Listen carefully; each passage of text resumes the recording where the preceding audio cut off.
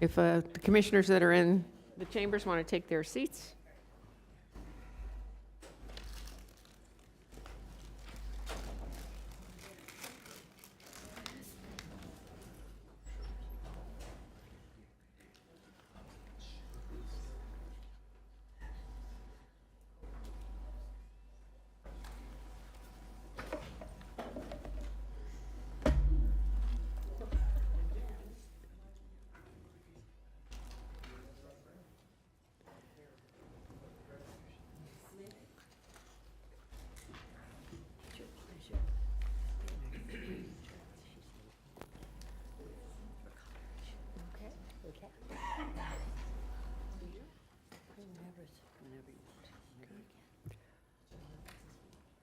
Okay, before we get started, Commissioner Sachs wants to introduce her intern. Thank you so much, Mayor, and I know I'm going to embarrass her, but come on over here, Marjorie. This is Miss Marjorie Pierre-Etienne, and she is going to be applying for transfer to Vanderbilt University. I think we've heard of that before. But she has been working in my office for many, many months and has been an excellent addition to Commissioner Sachs's office. So just wanted to introduce her to the county. And one day maybe she'll be sitting on this side. So thank you so much for all your service. And we wish you all the best of luck. Thank you. Thank you.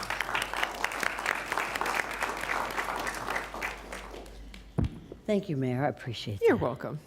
And now we are returning to item 4C2.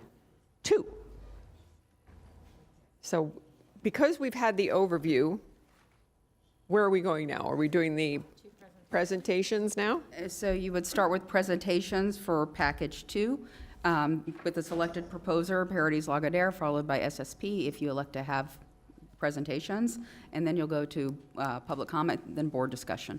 Perfect. Thank you. All righty, so you have 10 minutes. Go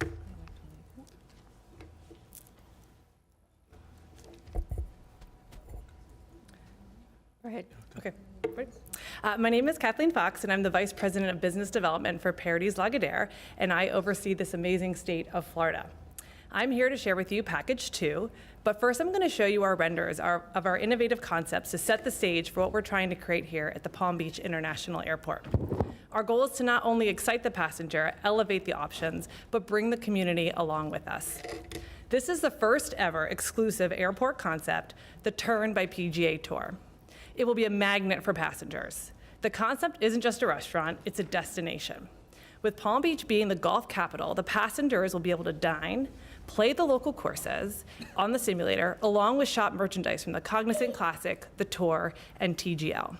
Fun fact, our simulator is the same simulator, the same technology the pros are playing on TGL, which is Palm Beach's very own first ever simulator league founded by Tiger Woods and Rory McIlroy. But it also offers additional sports like baseball and soccer. Pistache, who are here with us today, is long considered to be the premier French dining restaurant in downtown West Palm Beach. Pistache continues to be a crowd pleaser with being named Open Table's Diner's Choice 2024. Our food hall, offering something for everyone, will have a range of local and regional brands like 2J's, Havana Cuban, and Tropical Smoothie. Havana Cuban, founded by the immigrant family, the Reyes, who are here today, and now operated by their daughter, Martha, her husband, Rafael, and daughter, Vanessa. Havana has been awarded Palm Beach's county's best Cuban restaurant, best Cuban sandwich, best caterer, and best local coffee year over year. 2J's, who's also here, meshes the New York-style deli with Southern hospitality. It began with a single location in Palm Beach in 1981, being born out of the passion for creating classic recipes and flavors of an authentic deli, served with lots of love and amazing hospitality, and has now become a staple in the community for catering. Offering our proprietary brands like award-winning wine and cocktail concept, Vino Volo, and our newly created Coastal Cask, offers the customer a nice wine or cocktail before their flight. And you can't forget about coffee. We have Starbucks and Dunkin'. Not only does our dining offer have a great mix of local, regional, and national brands, so does our retail. Check out Worth Avenue Market, Flagler Exchange, and Ocean Boulevard. All these concepts will include an assortment from local brands such as Sarah's Slow Jams, Calusa Waterware, and Florida Go, who are all here as well. We are trusted in the industry, and more importantly, we are trusted in Palm Beach as your current retail operator. We operate not only retail, but dining nationwide, which gives us the expertise needed to drive results. But we are known for our local approach, not only in the offer we bring to the airport, but also with the successful partnerships we build. Here is our family dream team, all equity shareholders, who are all local partners, Sylvia, Vivreen, and Trinette. When I said we were industry leading, I meant it. We are the most awarded company in the industry with Best Airport Retailer, 28 consecutive years. Highest regard for customer service, 24 consecutive years in both dining and in retail. We have also created an amazing balance of high-tech and high-touch experiences, which equals first-class, fast service. We will be offering high-touch, welcoming experience along with the useful technology for seamless in-store experiences. We know Palm Beach, and we know the customer, a topic that I personally am very extremely passionate about. We have utilized data to better understand the customer, making us the expert. We tailor the program offer to the top personas in your airport with the focus on couples with clout, who represents the highest demand shown here on screen. This allowed us to better appreciate what the customer wants, like dietary needs. We already will have kosher, gluten-free, and vegetarian options, but we also know how we need to create value for them. We know coffee is important to the Palm Beach customer, and we have the rare opportunity in one terminal to have something for everyone. We are excited to be able to offer our local brand, Pump House, who's here. We know that Palm Beach runs on Dunkin', and we know that Delta, who is in Concourse C, wants more Starbucks. So everyone walks away happy and caffeinated. With the right mix of powerful national and local brands to bring a sense of place, we have built an innovative and engaging offer to elevate the customer's experience at PBI. We are committed to sourcing local companies like our beloved Cafe Paneterie, who provided our grab-and-go business and has grown to be a $2 million business because it's fresh, it's local, and the product is delivered daily. Let me put that into perspective for you. We are selling 800 sandwiches every day between sandwiches and salads. It is important for us that we capture the Palm Beach County, and on this slide, you can see our partners for both dining and retail. Yellow highlights full store operations, orange wholesale partners on the dining side, and blue wholesale partners on the retail side, and pink our local produce supply.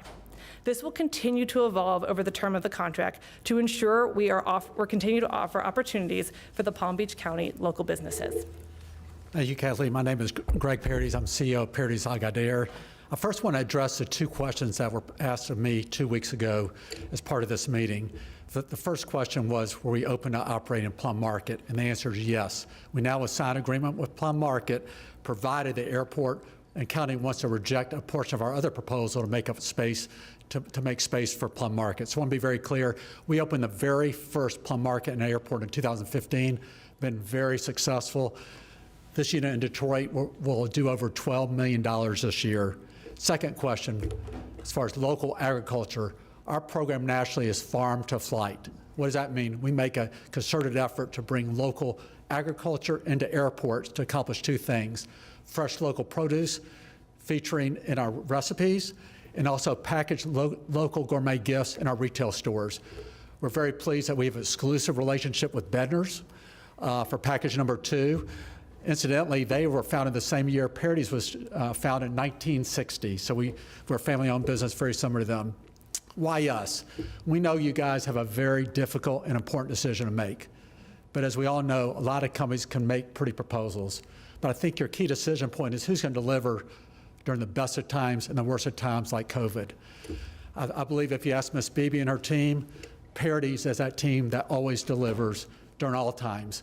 And we never say no to the airport, and I commit to you, we'll never say no to you as far as your request for this program. Local. Why us? Local. We're going to be real local. Yes, we'll maintain a boutique airport, but we're real local between national brands, product, et cetera. Part of that will be 75% local participation in construction. We'll be spending $20 million, so 75% will be going to local companies. And we'll do it through outreach programs and an RP process to give more companies the opportunity to participate. We are committed to supporting and investing in Palm Beach, just like we have for many years. We're thrilled with our partnership with Palm Beach State College. Dean Hadley is here today. He'll speak in a minute. We'll be awarding over $100,000 in scholarships to qualified students. In addition, we'll have an internship program and also full-time employment opportunities as well. We are also very proud to continue to support Blend Palm Beach County. That is a program, a project-based learning program for students attending Title I schools in the food space, which has been so successful for us over the years. Lastly, we are committed to our people. A lot of people ask me, what is a key differentiator of our company? It's our family culture. We are a family. I am so proud of the team we have today, and proof is our management team has done an exceptional job creating a family culture. Our management team recognizes if our associates are happy, they'll make the customer happy. It's that simple, but it's not easy because our people are there at 4 a.m. in the morning, they close at midnight. That's what we mean by PBI is family. And I personally know many of our family members.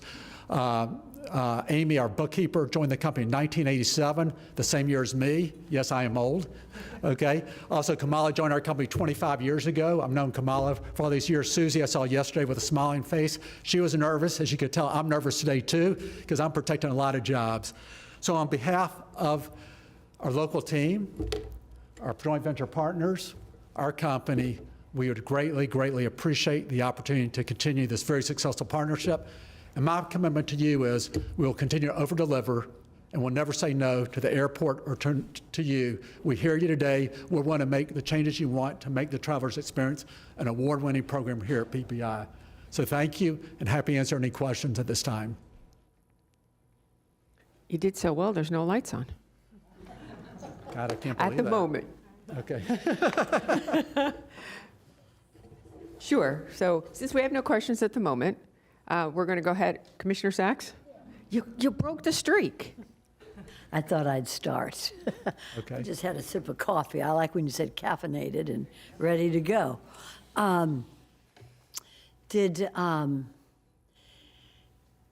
You talk faster than I can think, you know? Oh, did I But, apologize? let me just say this. I'm Southern. So, okay. I'm from Detroit, so so you have had your team together for many, many years, obviously. And have you been here at PBI? You've served here for us here at Palm Beach International, sir? Yes. Yes? Yes, and I actually put together the very first proposal for our company here at PBI. We worked overnight on that throughout the night to get that proposal in 1987. So that was when I joined the company. So you've been here at our airport since 1987? Yes, competed in various RFPs over the years. Okay. And have been successful. Okay, and if I could, For retail. For Thank you. retail. For retail only up to this point. and now you want to expand into food as well? Yes, and we have a big presence, as you probably saw on the map earlier, on food and beverage throughout North America. It's now 40% of our overall business. And you said that you were working with our local farmers as well as Plum Market to get in our local produce and agricultural products. Is that That is correct.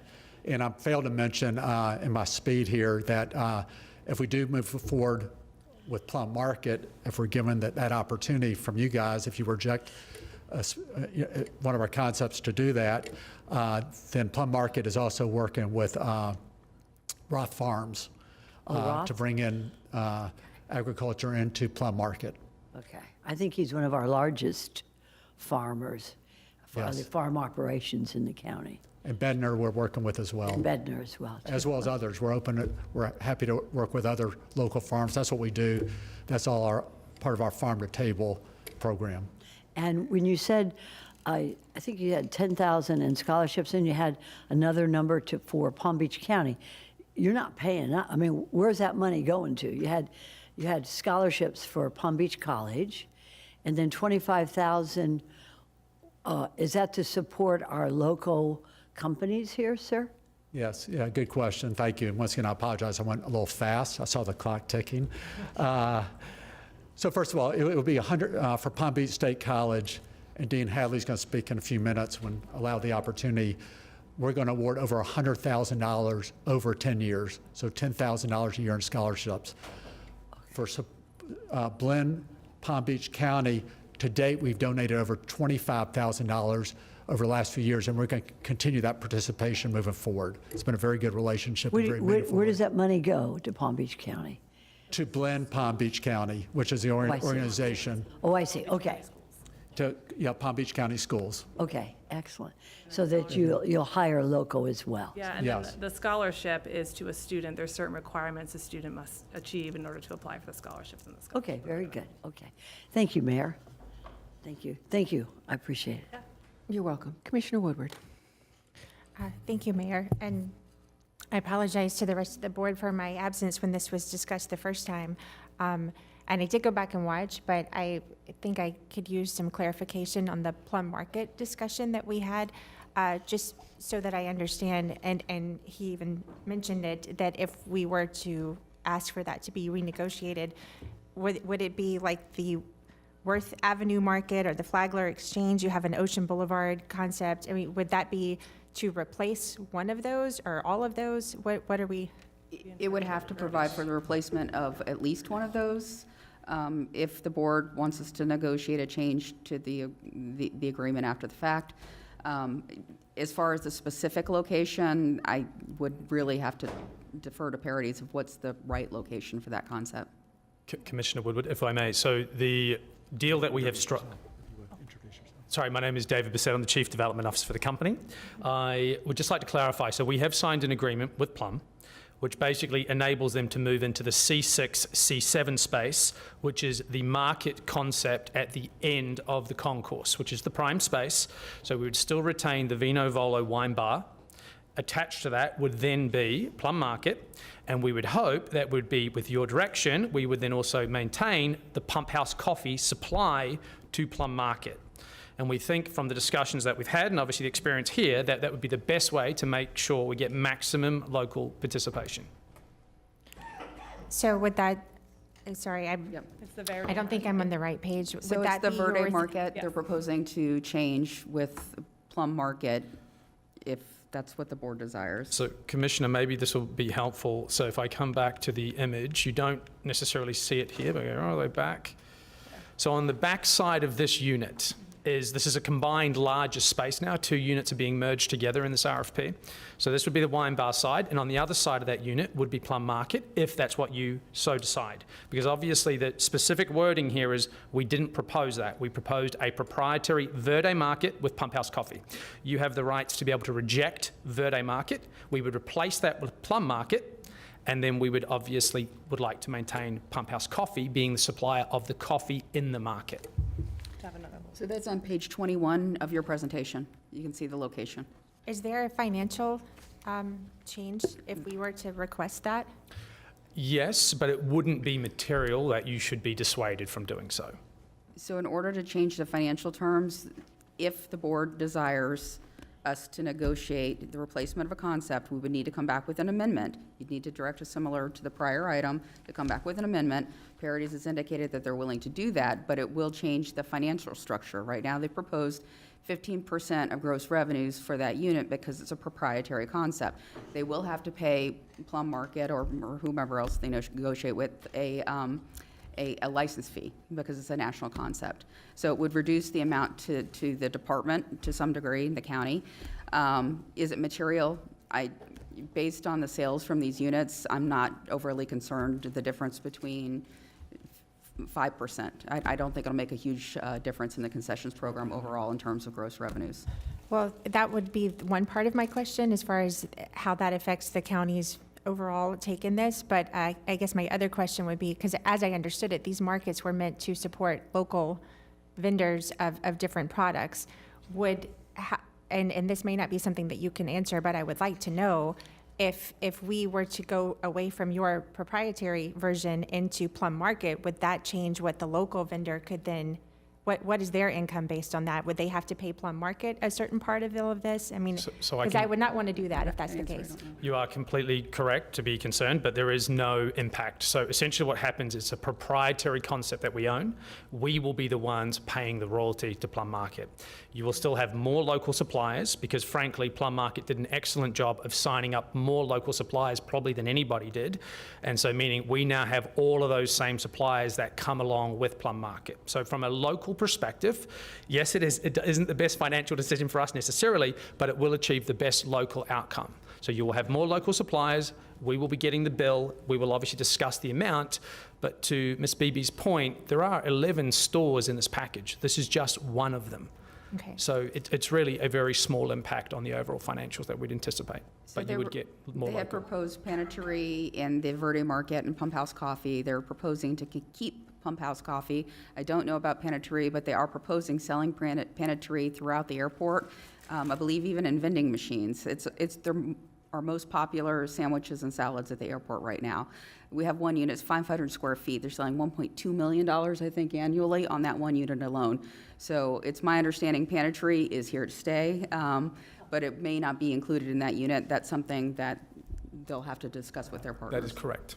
Okay, I just would want to make sure as we move this forward that, I mean, Plum Market is a different entity, so there's going to be money that gets moved towards them. I just wanted to find out exactly where that's coming from, and I wouldn't want it to hit our local vendors in their pockets. I can confirm that it would not. Okay. Okay. No, we're going to move on to the next presenter. Thank you. For the Commissioner staff. Sachs? Yes, for the staff. What's the difference between the amounts of money that we will make as a county between the two vendors? It really depends on the gross sales for that unit. I can't tell you off the top of my head what the differential will be. If you're selling $1.2 million in a singular unit and you have to, it's just the differential. Is it Do you not significant, the know? total for the airport? I firmly believe by moving forward with the concessions program, our volume will significantly increase. And I can tell you it's happened time and time again, particularly with Paradies. When Greg Parady says he doesn't say no, he never says no.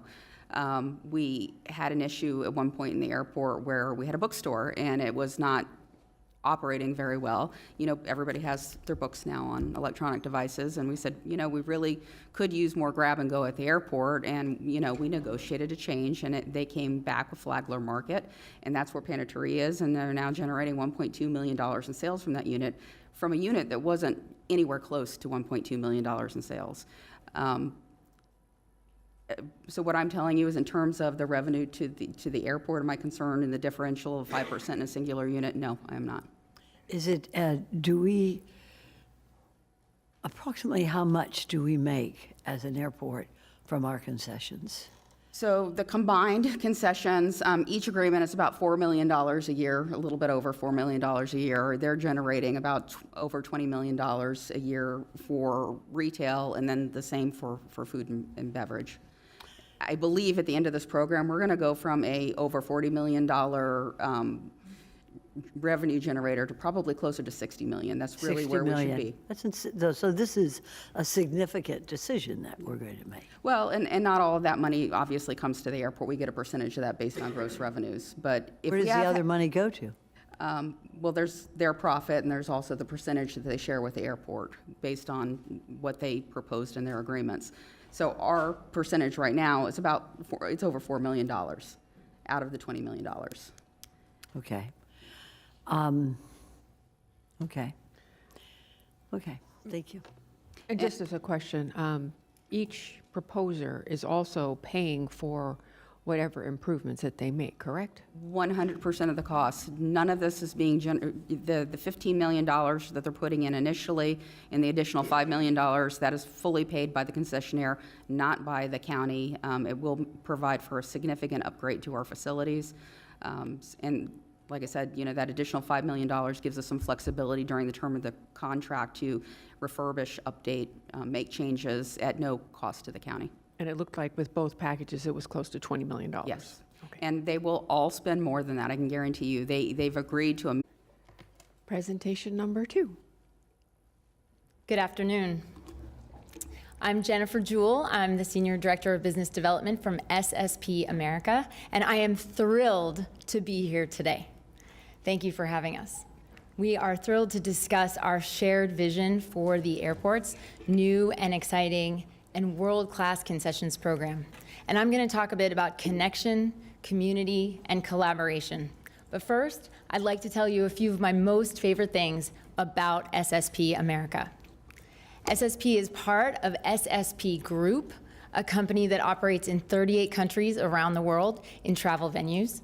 Here at home, we're in 60 airports across the U.S., with the U.S. and Canada, with 6 right here in Florida. We are a passionate group of people, and it's our passion principles that drive our activities every day. Those are things like being committed to innovation, being open to new ideas, and offering service from the heart. Now, we are passionate, as I said, and we are passionate about our people, our process, our partners, and our award-winning customer service programs, our marketing and engagement programs, and our sustainability and innovation. We have a portfolio in North America of over 500 unique locations. Within those 500, we have 400 different brands. What that means is when we commit to a program that delivers on local, you can engage with us with confidence. Our founding principle of SSP America is on engaging with local brands, and we call it a taste of place. Now, how do you bring taste of place to a community as big, as culturally and geographically diverse as Palm Beach County? It's been one of the joys of my career to work on this project, and I can tell you that what we did first was develop a community within the community. So first up, I'll introduce our ACDVE partners. A 5th-generation local resident of Palm Beach County is Sharon Merchant, owner of the Merchant Strategy. She lives in the northern part of the county, and her firm is just around the corner. Next up is Allison Botcher. Allison is the owner of one of West Palm Beach's most charming coffee houses, Blue Mountain Coffee House. Then we have Iris Goldschmidt from Wellington. Iris is a longtime legend in retail and aviation. She's credited with bringing many innovations to the space. She's in about 40 airports with her company APW Brands, still hunting for that business at home. And last but not least, Terry Roberts, owner of On-Site Retail. On-Site Retail is a bespoke retail and restaurant company in a number of airports across the U.S. Terry is not new to aviation, but she did just close on a home right outside of Miami, so she is new to Florida. Like other presentations you may have seen today, we've all seen today, we also wanted to map out our proposed brands for this package and how they scatter across the county. And I will just take a minute to mention that we, similar to others you may have seen, we're very heavily focused on the local. We do have a couple of national brands because travel is a stressful experience, and those national brands help travelers feel confident about what they're seeing, but the bulk of our program is local, and it goes all the way from Jupiter all the way down to Boca. And we'll spend a minute talking about those brands in just a minute, but I wanted to move along to our community engagement, which is also a very important part of how we approach any business opportunity. So we also have a partnership with Palm Beach State College and a commitment to an internship and mentorship program in things like culinary and hospitality, but also in other disciplines such as IT. We have a partnership with the Florida Farm Bureau, and you'll see our proposed farmers market concept. That relationship has brought lots of new information to me personally, including picking my own cob of corn fresh off the stalk, which was one of the most delicious experiences I've had. We have a farmers market restaurant planned. We have been introduced to many growers and farmers from the Ag Reserve, of course, all the way out west. And I've also been introduced to other important products to the community, such as sugarcane, and we've committed to carrying those compostable products in our restaurants as well. We have a partnership with Song & Associates as a demonstration of the commitment that we make that an opportunity at the airport should impact local businesses. So Song & Associates is a design firm that, that did some of the renderings and the layouts that you've seen in our proposal. As another commitment to community engagement, I wanted to show our local products. These are products that were showcased in our proposal, what was submitted in November. This is a point in time. This list will definitely grow, as does our ever-evolving list of branded restaurants and products. Again, the message here is confidence. When you work with SSP and engage with SSP, you can have confidence that we will deliver a program that is award-winning, that is world-class, and that is centered on the community in which we operate.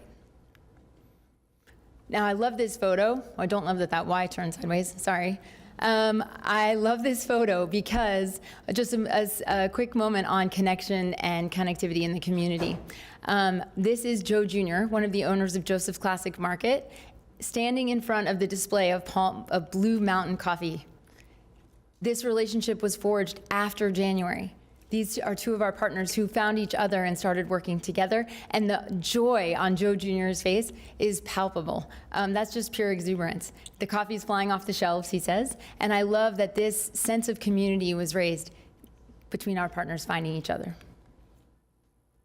So I'm going to take you through our branded concepts. I'm going to do a bit of a rapid fire just to show you the proposal, but keep in mind they were all developed with brands that are local, brands that are legacy, brands that are newer. We engage with educational institutions, social, sports and entertainment venues, and of course the agriculture community. So Blue Mountain Coffee House, you've heard about. Joseph's Classic Market has multiple locations in the county. Reno's of Boca. Square Grouper up in Jupiter. Amar is a delightful location in Delray Beach and has vegan and vegetarian items on the menu, which we've also called out on all of our menus, but just wanted to make sure to mention that here. We also have Berry Fresh Cafe, also with gluten-free menu items. Berry Fresh has multiple sites in the county. There are 5 locations. They also are selling gift cards at Costco and 4 different Costcos around the county. A custom developed concept with local celebrity chef Lindsay Autry. McCrae's Backyard Barbecue, who has catered 19 Super Bowls and counting. And then we have our retail offerings, which include specialty concepts, or specialty brands, like Lilly Pulitzer and other locals. Sorry, I went forward when I should have gone backward. The Boca Raton Hotel, with its 99-year legacy, has multiple restaurants within from which we could choose. And then last but not least, we also developed a golf concept called the Clubhouse in partnership with the Inner City Youth Golfers. Oh, I did say last but not least, but I meant the farmer's market is there as well. And farmer's market restaurant is very important. As my time is coming to a close, I'm going to invite our CEO and our Senior Vice President of Business Development to join me here for questions. I'd like to leave you with a couple of thoughts. We envision the future where there's a world-class program at the airport, where we can showcase what's unique about the county, make our stakeholders proud, and deliver financial returns. SSP is committed to making this vision a reality, to highlight what is unique and wonderful about this county, to leave our guests and our travelers delighted, inspired, and connected. Thank you so much for your time. Thank you. Do I have any questions? I don't see any lights on. Do I have any questions from the board members at this time? If not, why don't we take the cards and then we'll come back with questions after that. Thank you. Okay, thank you. And again, we will give you 2 minutes, and if you want to wave in support for one, that'd be great. Wave in support for another, that would be great. Hey, Okay, we have Sarah Cohen. Christian LeClanch, sorry. Matt, oh God. Fredo, thank you. And Vanessa Hussey.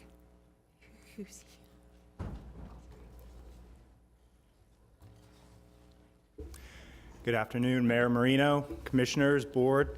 It's a pleasure to be in front of you today. I am Christian LeClanch of Pump House Coffee Roasters, one of the co-founders, with my brother Alex, who's joining me here today. And we are very excited for the opportunity to have partnered with Paradies in the opportunity to help steer new product offerings for Palm Beach International Airport. When it comes to local, that is the ethos of our business. Our name, Pump House Coffee Roasters, comes from the sand pumping station at the south end of Singer Island. We started locally in Jupiter in a small 1,400 square foot roasting facility, selling wholesale and getting our first start retail at the West Palm Beach Green Market every Saturday, and then also evolving into the Gardens Green Market, so doing Saturdays and Sundays. So we would always say 7 months on, 7 days a week, as we would go through those seasons, as well as working with some great local partners that have been displayed from a lot of the candidates today. We work with the Breakers on Palm Beach on a wholesale level, Celis Juice Bar, Aioli Bakery, the Hilton here in Palm Beach. So we've been building a brand presence as Palm Beach County's lead specialty roaster, and that has culminated 2 years ago when we launched our Pump House Poratorium location in the warehouse district of West Palm Beach, which is our version of a coffee fun factory, where it's 8,000 square feet of roastery, full cafe with breakfast, lunch, and beer and wine as well for the non-coffee drinkers, and a training lab as well. So it has been extremely well received by the community at large. We also just signed a lease for the brand new office building right next door to here, 300 Banyan, where we are expecting by fall to have a new location to hopefully serve you guys in future. But we were very excited to be partnered with Paradies, who set the gold standard for airport operations. Thank you very much.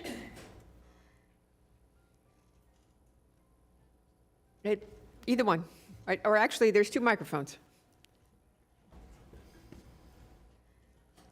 Thank you for the opportunity to be here today. My name is Matt Iafredo, and I'm Senior Vice President of Licensing and Merchandising at the PGA Tour. You heard bits and pieces of it today, but I wanted to reiterate quickly the commitment the PGA Tour has to this community. In 2024, we took ownership of the Cognizant Classic, played at PGA National, and we are very excited about its future. A few quick numbers for you. On average, that event brings about 200,000 visitors a year and generates about $40 million of economic impact. Most important to us and to you, I imagine, is that it also generates about $6.5 million of charitable contributions that stay within this community. Kathleen alluded to it earlier, but also in 2024, we partnered with Rory McIlroy and Tiger Woods on the first ever indoor golf simulator league called TGL.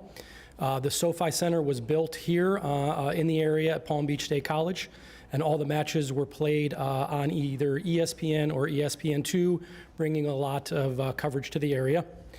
Last but not least, the reason we're here today, we've been a partner with Paradies for over 25 years, which I feel comfortable saying is one of the longest standing partnerships with the PGA Tour. They're a phenomenal partner, and when they came to us with the concept of the Turn, which combines food and beverage, retail, and golf entertainment, we couldn't say yes quick enough to that opportunity. I joked with the team earlier that golf is definitely having a moment, and that you might not get it by looking at just me, but it's very cool.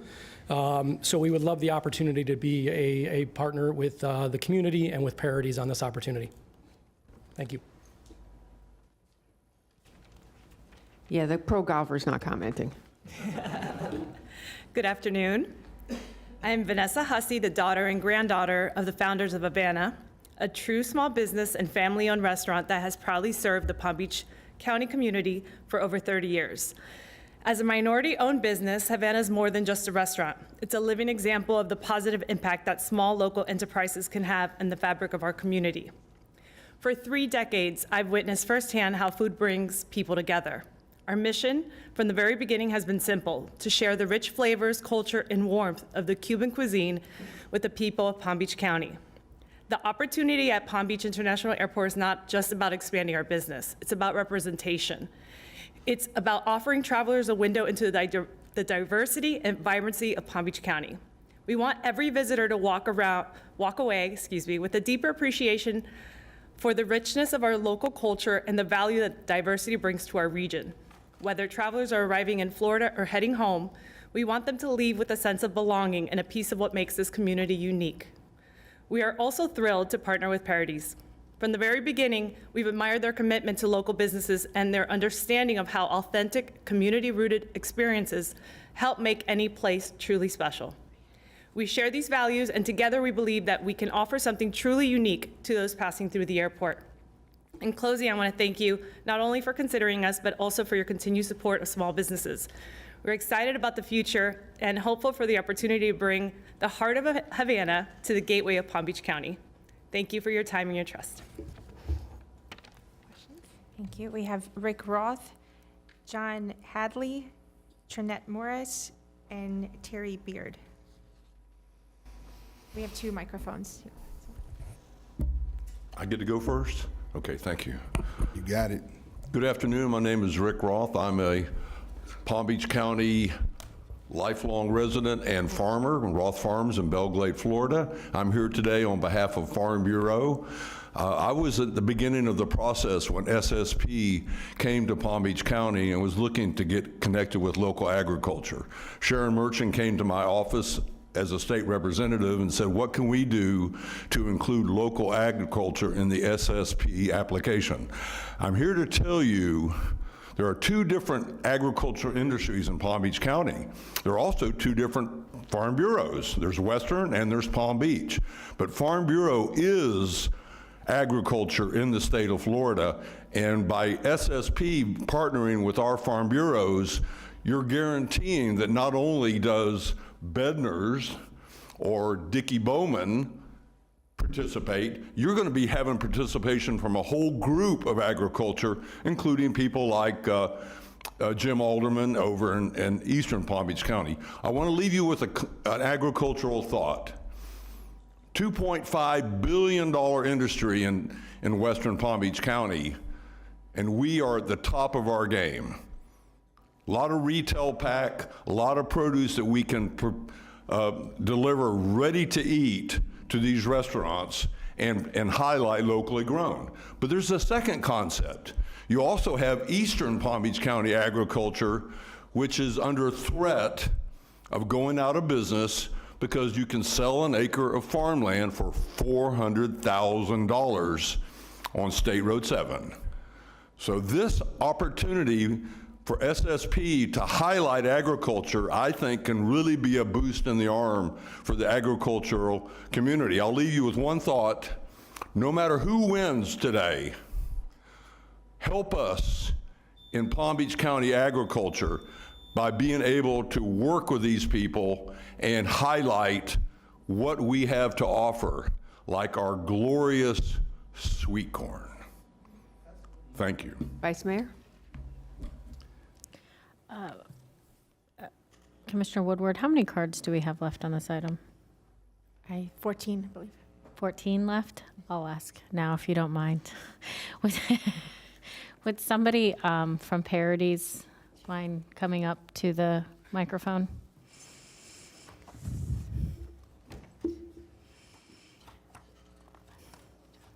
Good afternoon. Good afternoon. Has Paradies or did Paradies reach out to my Western agricultural community? We did. And? The challenge, I suppose, for this process is understanding how important this has become for the Commission. It somewhat became a race to secure suppliers. So one thing I'll make very clear is this process is obviously competitive. Clearly, bringing agriculture to the table is something that we've all tried to do excessively to make an impact here. I appreciate that, so thank you. Probably you'll appreciate this a little bit more. So what I think is very, very important, and SSP would be the same, and Avolta would have been the same. No one here from any of these companies is going to prevent any agriculture supplier from being in the business of the winning company. Forgive me, but we don't want you to just prevent, we want you to actively work with. One thing I just wanted to clarify is it sounds like different companies are coming in with different teams of agricultural providers behind them. When this is over and somebody is awarded, those doors basically open up. Every one of our companies shares the same view that local produce is critical.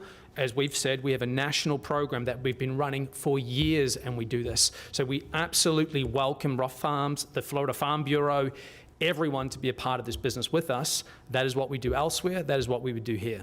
So I get your commitment, regardless of which applicant we choose today, that you will work with Western and Eastern farmers? That is correct. The door's open to everybody. Thank you. Good question, thank you. Sir? Thank you. Thank you, Mayor, Vice Mayors, and Commissioners. Thank you for having me speak. My name is John Hadley. I am the Dean of Business Computer Science at Palm Beach State College. I am also a native of Palm Beach County by way of Delray Beach, Florida. Yoo-hoo. I am here today to support Paradies as a business partner. Our mission at Palm Beach State College is to create an ecosystem of business partnerships where we're creating a pipeline of professionals.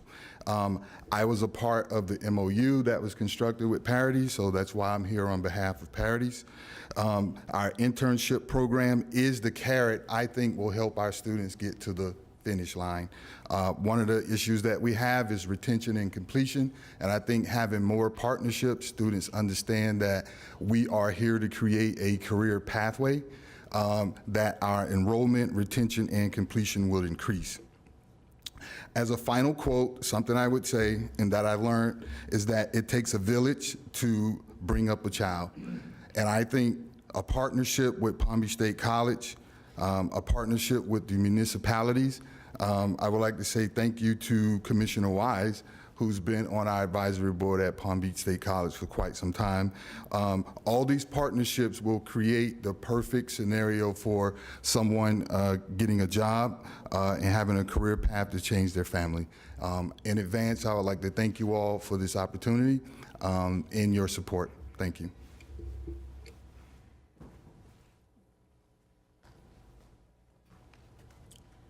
Good afternoon. I'm Trinette Morris, owner of Trendy Gourmet, a local catering, cafe, and what I think I'm most proud of and most important, small business champion.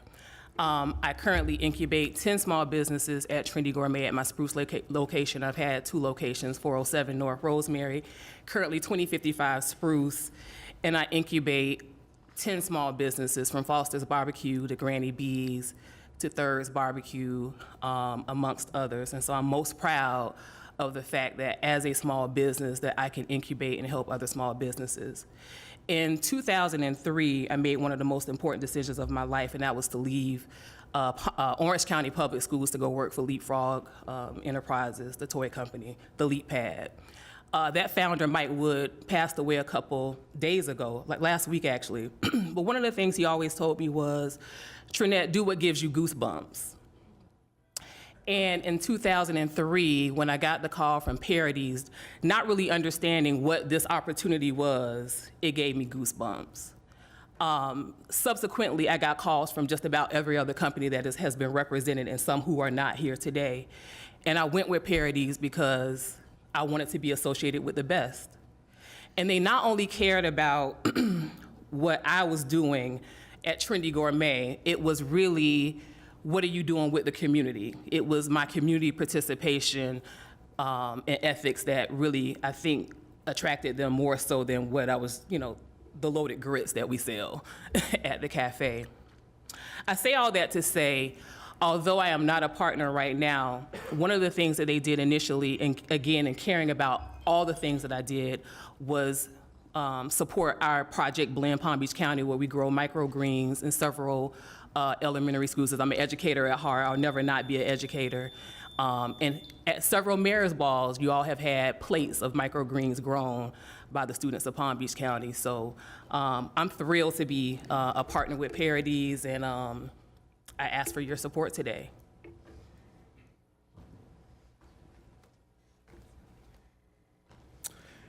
Good afternoon. My name is Thierry Beau. I'm the founder of T2O Hospitality Group, which includes Pistache, representative concept.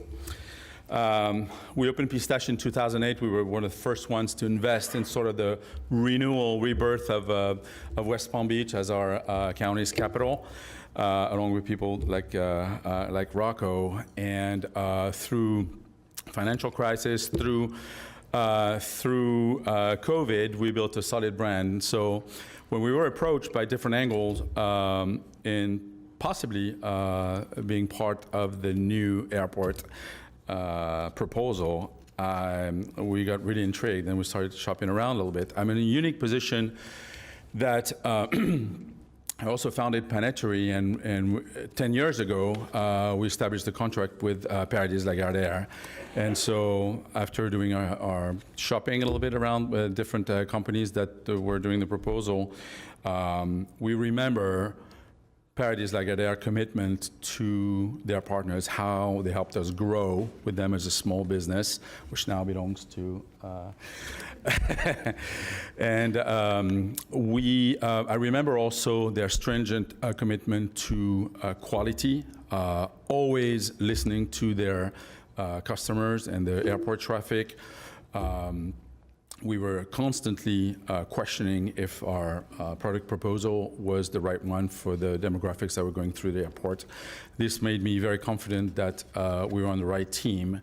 And I'm really happy that Pistache is part of Paradies Lagardere proposal. Thank you. We have 2 microphones open, so please take both microphones when your name is called. Okay, we have Pat Murray, Jennifer Jewell, Iris Goldschmidt, and Lisa Kintrell.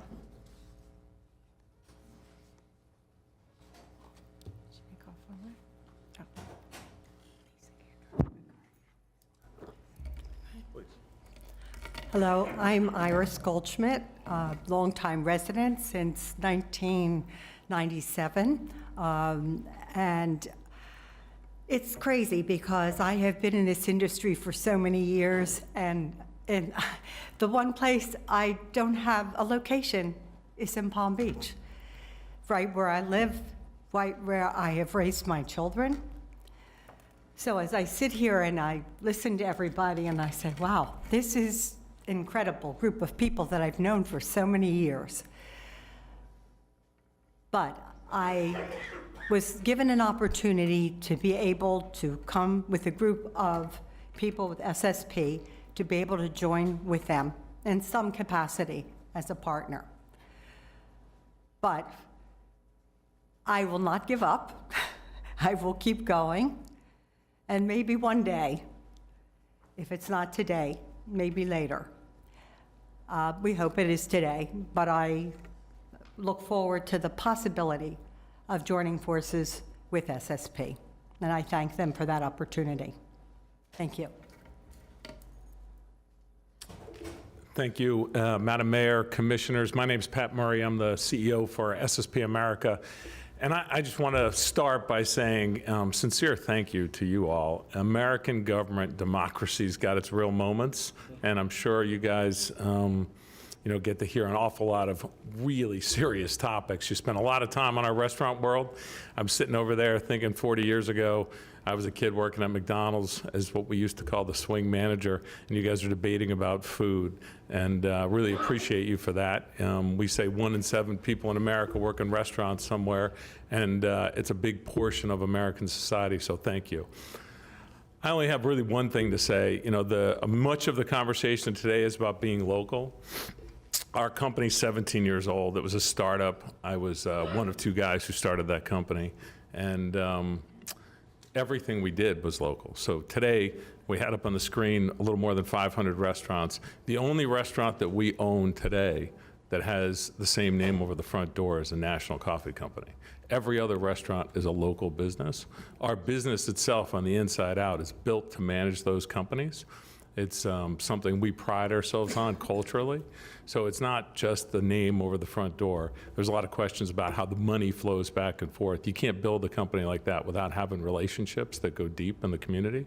So those are the things that are important to us. I appreciate what a challenging afternoon this is for you all, and thank you so much for the time. We would love to be awarded the package naturally, but I appreciate your position. Thank you.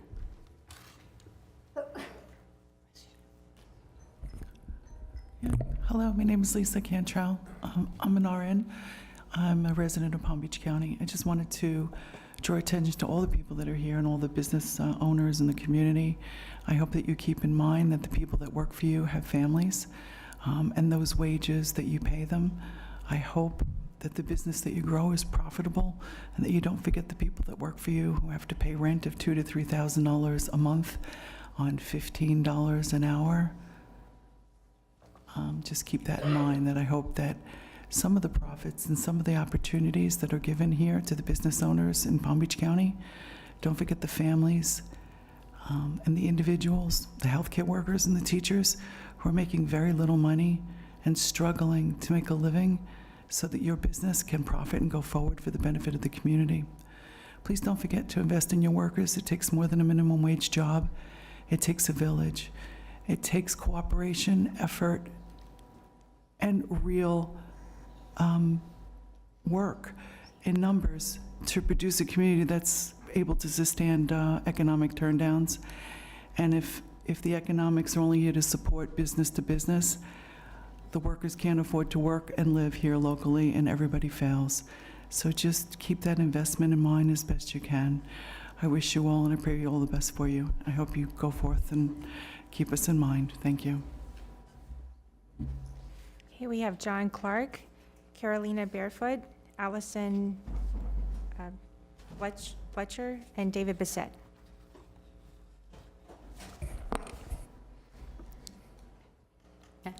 Thank you so much for having me. My name is Carolina Booya Barefoot.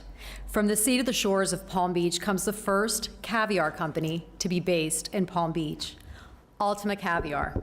We are female-founded, minority-founded, female and minority-run. We're based here, but we sell all over the county, all over the state, all over the country, and all over the world, from Canada to Mexico to UK to Spain. But you can find Ultima Caviar at fine Palm Beach establishments like Virginia Phillip Wine Shop, who, by the way, Virginia Phillip is one of the few master somms who is a female in the world. Find us at Mary Mahoney on Worth Avenue.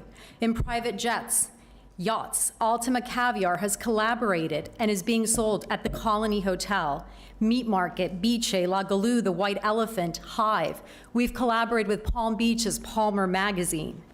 We're with Sandy James Catering. We've been featured on all local media outlets, but guess what? Just last month, we were also featured on Robb Report and Yahoo News.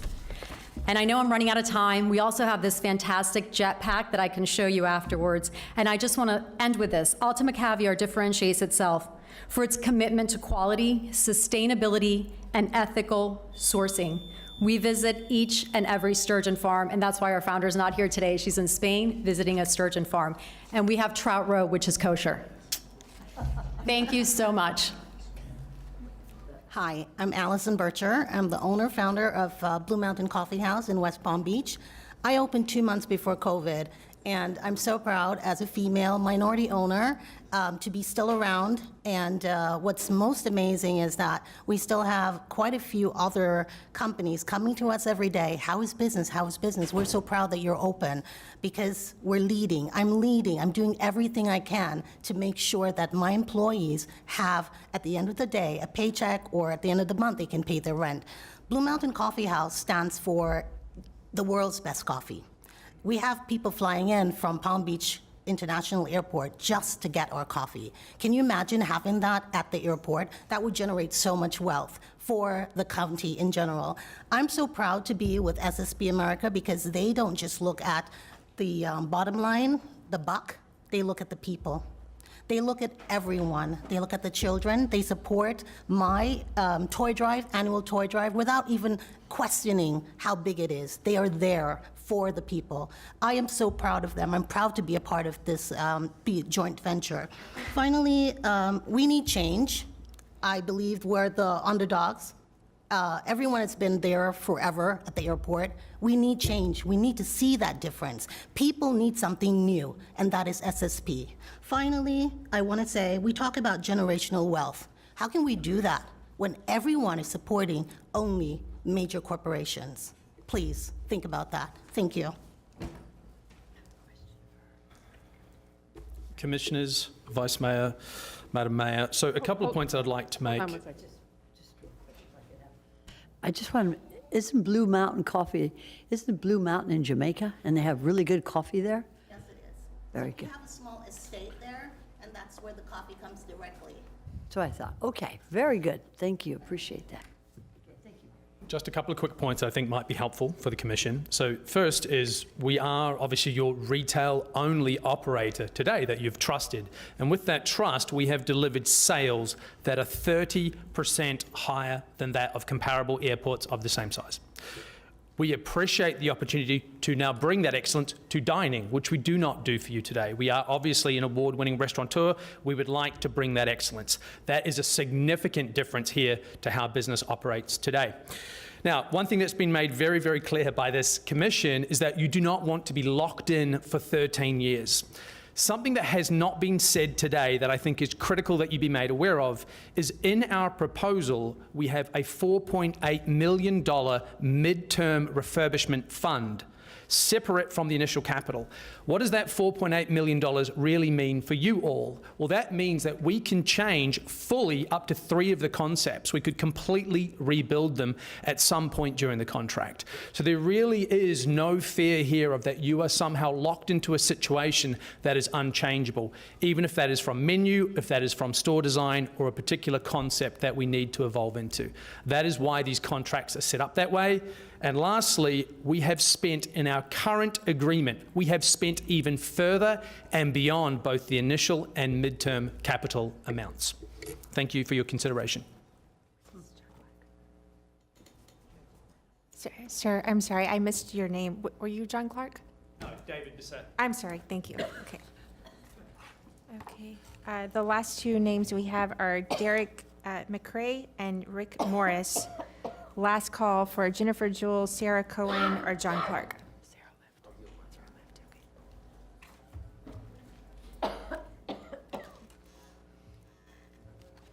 Hello, County Commissioners. I'm Derek McRae from McRae's Backyard Barbecue and Seafood, and we've been around for 91 years as a family business here in Palm Beach County since 1934. My great-great-grandfather brought Henry Flagler here. That's how it all started. But I'm here to express my strong support for the SSP team as a prime concession operator in the Palm Beach International Airport. I believe that their selection would positively impact our local community and enhance the travel experience for all airport visitors. There are several reasons for my support. The community engagement SSP has demonstrated as a genuine commitment to connecting the broader community's interests with the airport travel experience. Their approach ensures that the diverse voices need our residents to be reflected in the offerings available to the travelers. 2, partnerships with local brands. SSP has actively partnered with many of our local brands and favorites, providing travelers with the taste of Palm Beach County. The collaboration not only supports local business, but also enriches the airport experience by showcasing the unique flavors and products that our region has to offer. 3, agricultural awareness has shown a keen awareness of the agricultural significance of Palm Beach County, which enhances their strategy in promoting local products by highlighting our region's agricultural heritage. SSP contributes a richer narrative as it resonates with both tourists and locals alike. In conclusion, I believe the SSP proactive approach to the community engagement, partnership development, and cultural wellness will make them invaluable asset to Palm Beach International Airport, and I encourage you to consider their proposal favorably. Thank you for your attention to this important matter. Thank you. Thank you. That's it for cards? That's it. Unless Alrighty. there's any- I'm Jennifer Jewell. I just wanted to Oh, say. sorry. No, it's quite all right. You heard plenty from me earlier. I just wanted to. It seems like I have the chance to have the last word, so I wanted to take it, if in case that's true. Thank you. Thank you all. No, sorry, cards are done. There were 4 non-speaking cards that will be entered into the record as well. Okay, thank you. I want to say thank you to all of the presenters here today. You did get the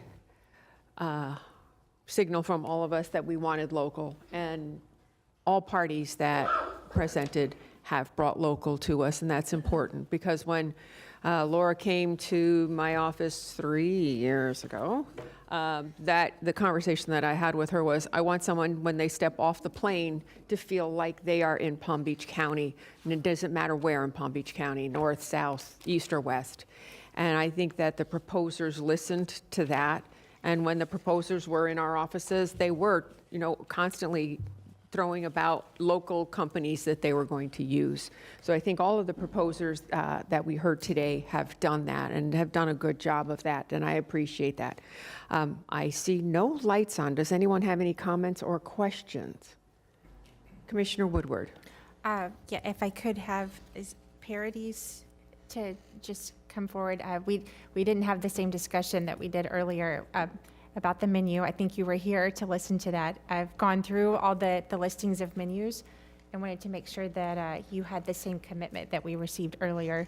As far as dietary restrictions, we discussed using local produce as much, which I think you've talked about that, but I just wanted to confirm that with you, that each restaurant would have a consideration for dietary restrictions. The short answer is yes. Okay. The slightly longer answer is we did submit that on our menus when we made the RFP, and we have spoken with our brands since you obviously asked the question, and it is confirmed that they will all include that. Okay, and that it also does include grab-and-go sandwiches, because That that's... is correct, and we typically a also have problem. a supplier for kosher. Okay, thank you. Thank you. Vice Mayor Baxter. Before you sit down,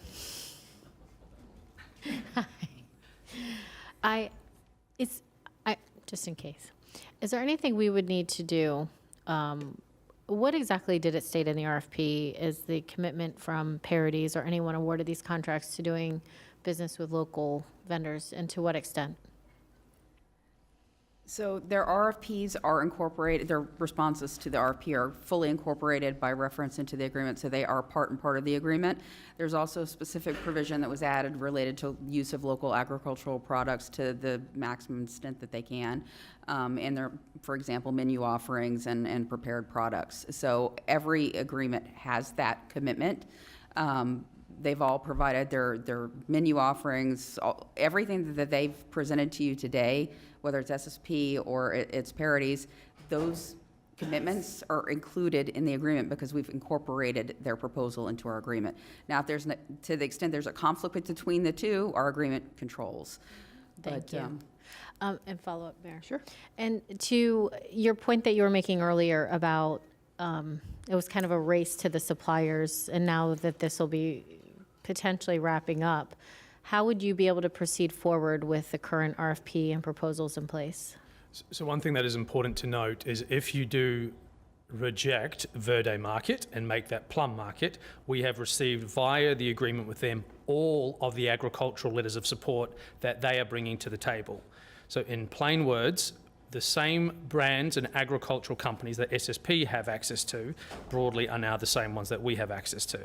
So once somebody is awarded, it is an open market for everyone to come forward. And thank you for that response. And with that, I want to thank both companies for presenting. And I would like to make a motion that we approve or award a Paradies with this 4C2, I believe it is. So that would be the second Package 2. Package So 2, right? I would like to reject the Verity Market portion of it, and potentially have you guys, and replace that with the Plum Market, because that is an alternate, is it not? It was not one of the proposed alternates, but as I mentioned before, the RP does give you the option to reject parts of proposals. It also, as I said before, the agreement gives you the ability to negotiate future changes to the agreement. I'm going to defer to Mike on, how he would like you Okay. to structure the motion. So I will just leave it as a rejection of the Verity Market and With to them. direction, kind of like what we did with the first one. It Okay. Works well. That works. And that's my motion. Does the clerk need me to repeat it? Okay, thank you. So I have a second from Commissioner Weiss. Any more discussion? Oh. Go ahead, Commissioner Weiss, and then. Thank you. I just, and I'll be very brief, but I want to thank, first of all, to the folks from the community that have come out, all the small businesses that are here, and there have been many, just how proud we are of all of you. I mean, you all have built amazing businesses here in Palm Beach County, and you are the backbone of our business community as our small businesses. And then to the proposers, thank you. I mean, you all have done phenomenal jobs, really. And I have to say, and I can imagine what it was like for you on the selection committee. I don't know how you did it. Very difficult because everybody came in with excellent proposals, but somebody has to be chosen. So, Commissioner Sachs? What has been said. And I think that if it wasn't for our airport and the quality of our airport, I think that what we have seen today is the quality of people who want to serve the people who come to our airport. So you can see that we have really, we have an example. We have a boutique airport, and I look forward to taking a trip. I feel like I should just go there and eat soon, But I'm real proud of the quality of our airport. Thank you, Ms. Baby. And I'm proud of the companies that we have and the agriculture that we have here to promote. There's not many cities, when you think about it, that has sturgeon and caviar as well as sweet corn in one county at an excellent airport. So thank you all for this, and I look forward to my next trip. Thank you, Ms. Baby. Okay, so we had a motion and a second. All in favor? All opposed? See that motion carries 7-0. I would like to thank staff immensely for this. This was a yeoman's job. It's been a long time coming. Thank you very much for hearing everything that the board was interested in. And for the petitioners, thank you for, the proposers, thank you for your involvement.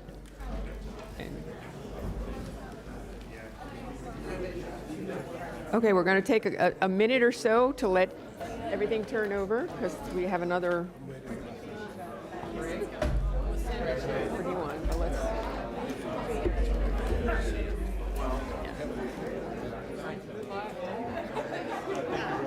If I could have the proposers do their congrats outside, we still have a board meeting to run.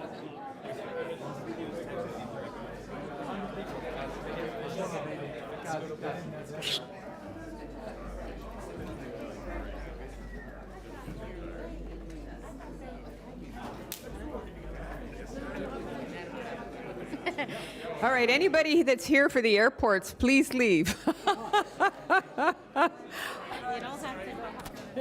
You can converse in the foyer. And we congratulate everybody that came today, and thank you. And PGA Tour, love that, by the way. All right, what staff representatives will be here with county attorney? Just you? Just me. We have, hold on a second. Commissioner Powell. Yes. Okay, Commissioner Powell, we're going to go on to 4D1, which is a presentation from the county attorney. Yes, this is our motion requesting instructions from the commission. Hold on 1 second. Hold on, there's too much noise. Yeah.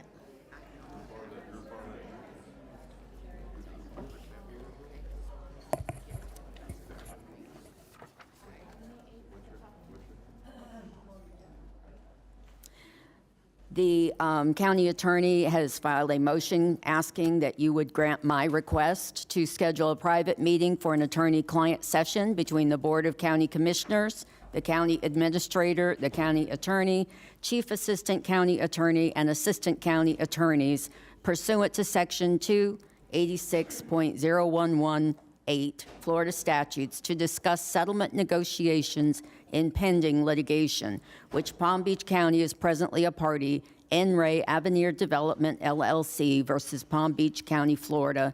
And number 2, to give public notice of a private meeting for an attorney-client session to be held at 1 p.m. on May 6, 2025, in the McKeedy Conference Room at 301 North Olive Avenue, 12th floor, West Palm Beach, Florida, and placing further notice of the private meeting, Board of County Commissioners meeting on the agenda.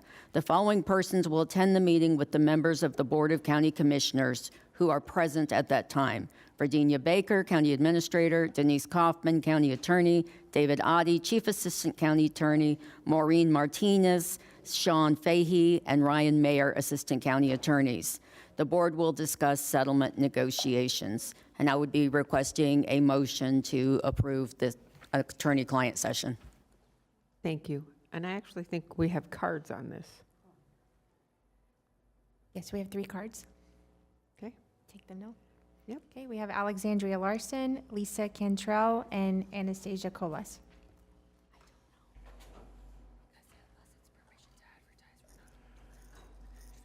It's always interesting to me how the taxpayers' money gets spent, because they should pay for the roads, Avenir. That's my personal opinion. I had to look quite a bit to find a write-up about this. It was actually Joel Englehart that I found. As always, Joel's been around since my beginnings here at the county, but that Avenir is a nightmare because we do not have State Road 7.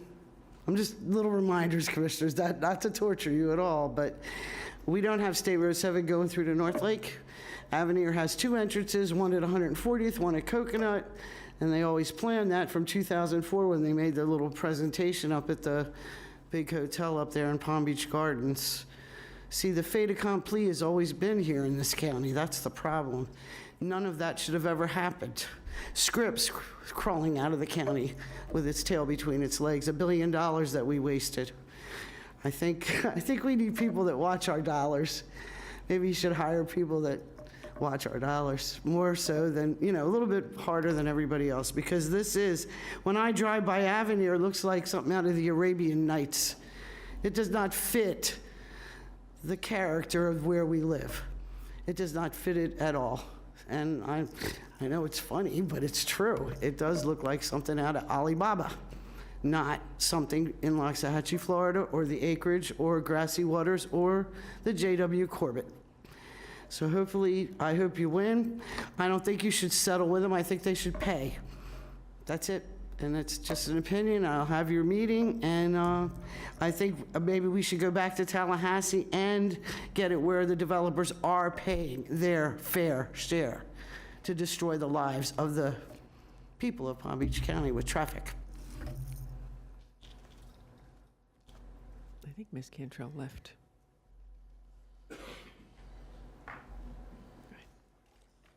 Anastasia, did you? And this is this is only in reference to this meeting that we are proposing. This has nothing to do with anything else. Is that where your comments are on? I missed the other item, so I was just trying to see if I could squeeze this in, but I submitted paperwork, so I'll just leave it at that then. Yeah, okay, all right, thank you. Thank you. All righty, so I need a motion to grant. So moved. Second. I have a motion from Commissioner Weiss, a second from Vice Mayor Baxter. All in favor? All opposed? See that that motion carries 7-0. Thank you. That's why I got it. Mayor, Yes, sorry. could I, with the board's permission, add on a motion to advertise? Otherwise, the clerk is unable to advertise this for us. So I would just like a motion to advertise. We got a motion from Commissioner Flores, a second from Second. Vice Mayor Baxter. All in favor? All opposed? See that that motion carries 7-0. Thank you. Okay.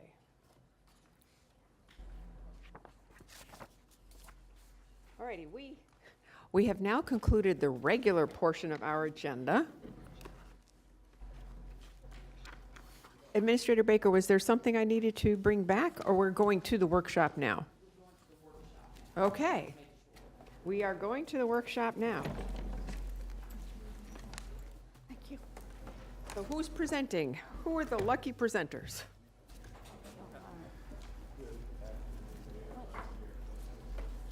This is the workshop.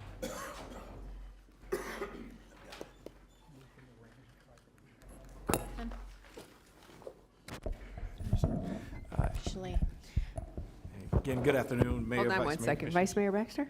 I do have previous engagements. Do you guys mind if we move up commissioner comments to prior to the workshop item? How about if we just do yours? That's fine. Okay. So we're going to, with a small break in the action, we're going to have Vice Mayor Baxter give her comments. And thank you guys for being patient. So we've had some discussion recently about the county administrators and the task force and everything that is going on. And everyone, I think, to Commissioner Woodward's point previously, has been bombarding us with questions of what's going on, how's this working out, so on. So I put together some points that I thought might help with everyone on the task force and ourselves having some more, just an equal process that gives everyone a fair chance. So I'm gonna, actually, I should just pass these down, if you don't mind. I even made one for the attorney, so if not just reading them off, people can actually look at them. So I will summarize basically what it comes down to is specifically more so in number 3, that everyone on the task force just picks 2 names, and it's that simple. I think that was the easiest, fairest way. The rest of it is just more process, because I feel like we get up here and the reason I make copies is we explain and explain and explain over and over and over. And that is, the summary of this is that I think the applicants, I think we, the board, should be able to see them first of all. I don't know why we wouldn't be able to see every single applicant if we wanted it. It's a public record. So I think that's absolutely, we're not saying that we're choosing from those, but at minimum, why is it we keep running into these issues that the public has access to, yet we are denied access to those applications? I think that's all, shouldn't be the case, and we should be able to see all the applicants. I think we can look at them and say, hey, you know, we have the ability to give input. But at the end of the day, we have a task force. So whatever we look at, those task force members would be able to pick 2 each, up to 14 people. That's not a lot. And then interview. The entire list as a whole would be approved by the board to send to the task force. Say, okay, here you go, task force. Each person, 7 people, pick 2 names. And then at which time the commissioners get to be informed which candidates were selected. And the process just is much smoother. This avoids the ranking, because what I kept saying in previous meetings was, I don't want these to come to us ranked. Absolutely not. And I don't want staff taking over this process. I think every member of the task force picks 2 names. And it's that simple. And then the top 5 selected by the task force will be sent to the commissioners. I put in alphabetical order just because that's how I do lists, but it doesn't have to be, for the commissioners to consider an interview. This way, we have the opportunity to review the list before it goes to the task force, and then the candidates after.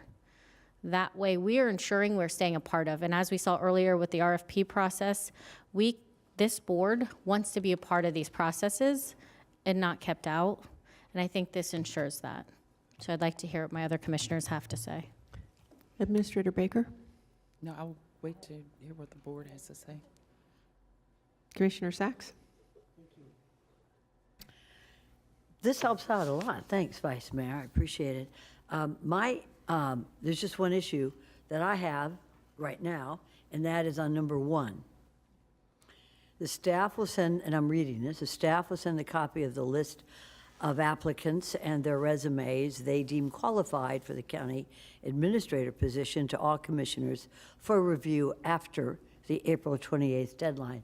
We decided at the April 8th meeting that everything would be in the sunshine, that we operate in the sunshine, that every process that we go through in this county government operates in the sunshine. Therefore, all applicants and their resumes will be sent to all the commissioners and open to the public. If it is not, well, we already voted on it, so it's a done deal. It was 7-0 at the April 8th meeting of the County Commission. And if you don't remember it, I have a copy of it.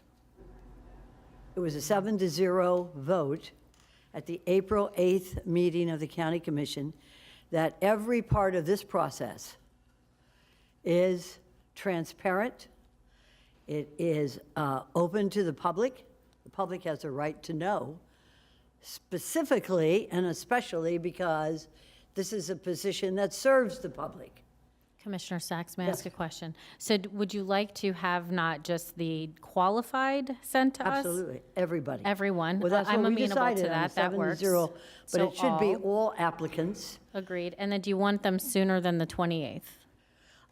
That's up to the rest of my colleagues as to the Okay. date. I think the I just want to be 28th is sure that we have all the applications, and the public has to have all the applications and their resumes as well. Agreed. And that's, the rest of it for the dates is up to my colleagues' opinion, which I'm eager to hear. Thank you. Any other comments? Commissioner Woodward? Thank you. I do recall us having a discussion that we didn't want to be responsible for hundreds of applications, and from what I understand, as of last Friday, we're at 127 applications. So are we now saying that we are going to be the ones that review these before it goes to the task force? We are not reviewing them for qualified or not. We are reviewing them and then saying we can reject any ones that we want, but as a whole group, we are then sending every application to that task force. Okay. And so I guess my question is on your number 2. The commissioners will meet one more time and review the final list. So is the final list the qualified list? That's the entire list. Okay. And nominate any candidates they want to also include. Does that mean someone who did not apply? Potentially we could. I don't think us as a board would necessarily do that. Okay, I wouldn't want to have that in there at all. If the person doesn't apply, I don't think we should add them to the list. I don't think so either, but we're not asking or going to do that. I think it's just if someone's applied and we want to add them in, so, okay, I agree. Only people who have applied. Only people that have applied? Yes. And then would we exclude anyone at that time? I think we'd have to vote on an exclusion, but. And this would all happen before that list of finalists goes to the task force? This is more like a comprehensive. We have everything. We're not digging in. We're not doing details. We're leaving that to the task force. We're just saying this is the whole list we're approving, sending it to the task force, so then each pick 2 people from that entire list. Okay. I guess I'm not quite prepared to vote on this. This is new. And then we also did discuss that we would let the task force kind of decide for themselves how they want to narrow the field, how they want to do their process, and so are we now saying no process for them, they just pick 2? Well, they can pick their own process of how they get to 2. But they're only getting to 2 because we originally said that they would bring us a maximum of 5. There's only going to, okay, so they're going to pick 2 each, right? They will interview up to 14 people. They will narrow those 14 down to 5 that will then come to this board. That way they're not interviewing 100 plus people. No, I agree with that, but I thought that part of the process they would work with the HR director on, I think at the max he said maybe 20 to Zoom interview, or like he would work through that process, but that all being dependent on how many applications we get too. I So- think if you can't get to the final two of any one of the task force, it's a waste of time because you're not going to get to the final 5. So they're meant to choose 2 before they interview. Right. Then they're only going to interview 14 people. What if 7 of them choose, they could end up with 7 interviews if they end up with, Correct. duplicates. That would be probably ideal for the task force, It not to could sit be, through but- 14. Correct. Okay, I guess I was under the impression we would let the task force do its own job. So I would prefer to keep it that way. If we want to review this, us get the applications beforehand, I understand that, and to look at the list that goes to the task force, but I would rather leave the task force to do its job to deliver us the 5, however they see fit. That's just my opinion. Commissioner Weiss? Thank you. I have no issue of getting a copy, sending them electronically to me. Don't know that I need to see them, but, that's fine. Because that was not the plan. The plan was originally, that we voted on, was our HR director will get all the resumes. We'll eliminate any of those that are not qualified. The remainder will go on to the task force. The task force will review all the applications themselves. They will then meet. They will determine how they're going to operate, what their process is going to be in ranking the applicants. And then they are going to narrow that list. And then from there, they would ultimately move 5 on to the Board of County Commissioners for in-person interviews. That's my recollection of what we voted on. And that's what my recollection of was, as with Commissioner Sachs, was a 7-0 vote. I don't know why I want to change that now. I don't. I think the process seems to be working. We have 120 plus applications at this point. And I don't want to put my hands into what the task force is doing. I looked at who was appointed on that task force. These are all tremendously qualified individuals, and we're asking them to do, they're all professionals, and I think they can come up with their own methodology on how to best deliver us with 5 candidates for us to look over. So I appreciate your time and effort, but I already voted on this. I'm ready to just move on and we're in the process and just get it. Let's move forward and complete it. Commissioner Sachs? There's nothing that we are discussing today is as important as this. We did vote, Commissioner Weiss, on April 8th, and what we voted on was that all applicants and their resumes would be available to the public and obviously to us. That is the number one thing. Other than that, whatever we can do to make this process more available to us as county commissioners is important. Most of the people on the task force, I thank them for volunteering, but I'm not sure that they should have the authority or the ability to dismiss someone that maybe a county commissioner wants to keep. So I think, first of all, everything's open into the public, including every application. There should be a link, and we did vote on that, 7-0. Other than that, if we want to change anything, we have the ability and the authority to do so as a county commission, and we're all 7 here. Whatever, because we're going to have to answer to this to the public. If we choose someone and that person does not work out, it's our fault, not a task member, our fault. And it sits with us. So whatever we can do to keep our authority here with the 1.5 million people we represent is what we should be aiming for, looking for, because that's what they're looking to us. And I can assure you, my constituents will let me know. They're vocal, they're not shy, and I have that obligation to them to make sure that the choice is a correct one. So I'll leave it up to 6 other colleagues of mine and listen up. But I think that this is a very important issue, and it's up to us. We have we've had a county administrator serve for many, many years. I still don't accept her resignation, but Retirement. But let's move on. Retirement. Okay, whatever it is, she's leaving us. You know, I don't want to say anything more. I'm going to embarrass her. But we've got an awesome responsibility, and so we should take it seriously and not look at it as a chore. It's a responsibility. So I'll listen to my colleagues on that. Thank you. Commissioner Weiss. Thank you, Mayor. I think it's important to note that there is nothing in the process. In fact, we voted on a process that allows us to add in people who were not included by the task force. So any application that's received, I'm speaking to you,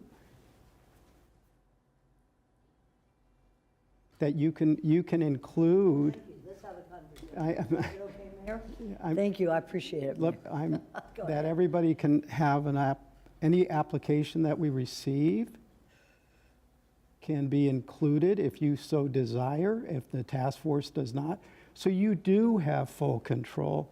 So you can assure your constituents that you can have control over this. If there's somebody that the task force did not select to move forward, that's an option. That was what we voted on April 8th. Correct, and I appreciate that. And I think one of the other things we might, if we really wanted to show the public, how much we thought this was important to them, we could also add in a national search firm to help us as well to identify candidates that were not, but we're too far down that process now, I think, because as we said, if we can't find a candidate that's acceptable to the majority of the board at that June meeting, then we will hire a national search firm to assist us.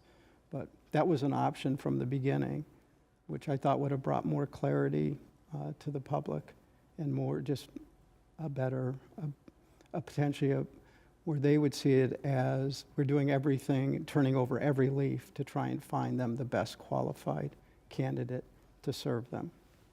Thank you, Commissioner Wise, and I absolutely agree. Thank you, Mayor, for allowing us to have this conversation, because it absolutely is important that we all have copies of every application and their resume, and because it ultimately sits with us. Thank you, Commissioner Wise, and thank you, Mayor. You're welcome. Commissioner Powell. Thank you, Madam Mayor. And I got a chance to read what Commissioner Baxter, Vice Mayor Baxter, has proposed. I think it's an interesting concept. Here's where I'm at. I want to listen to the board discuss this. I know we put together a process for the task force that also does allow for once the task force gets down to 5 people and they come to us as a board, if there's someone who submitted that we think should be added. I don't have a problem with this concept. I think it's good. But for me, I just want to hear what the rest of the board thinks, because clearly, as you all know, anything I say will more than likely have a headline to it. So with that being considered, whatever y'all want to do, I'm with it.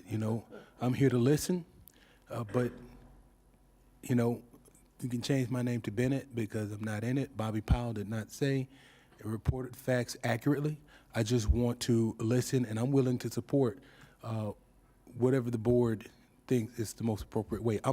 And from day one, make sure I'm clear, from day one, I wanted to make sure there's been full transparency in the process.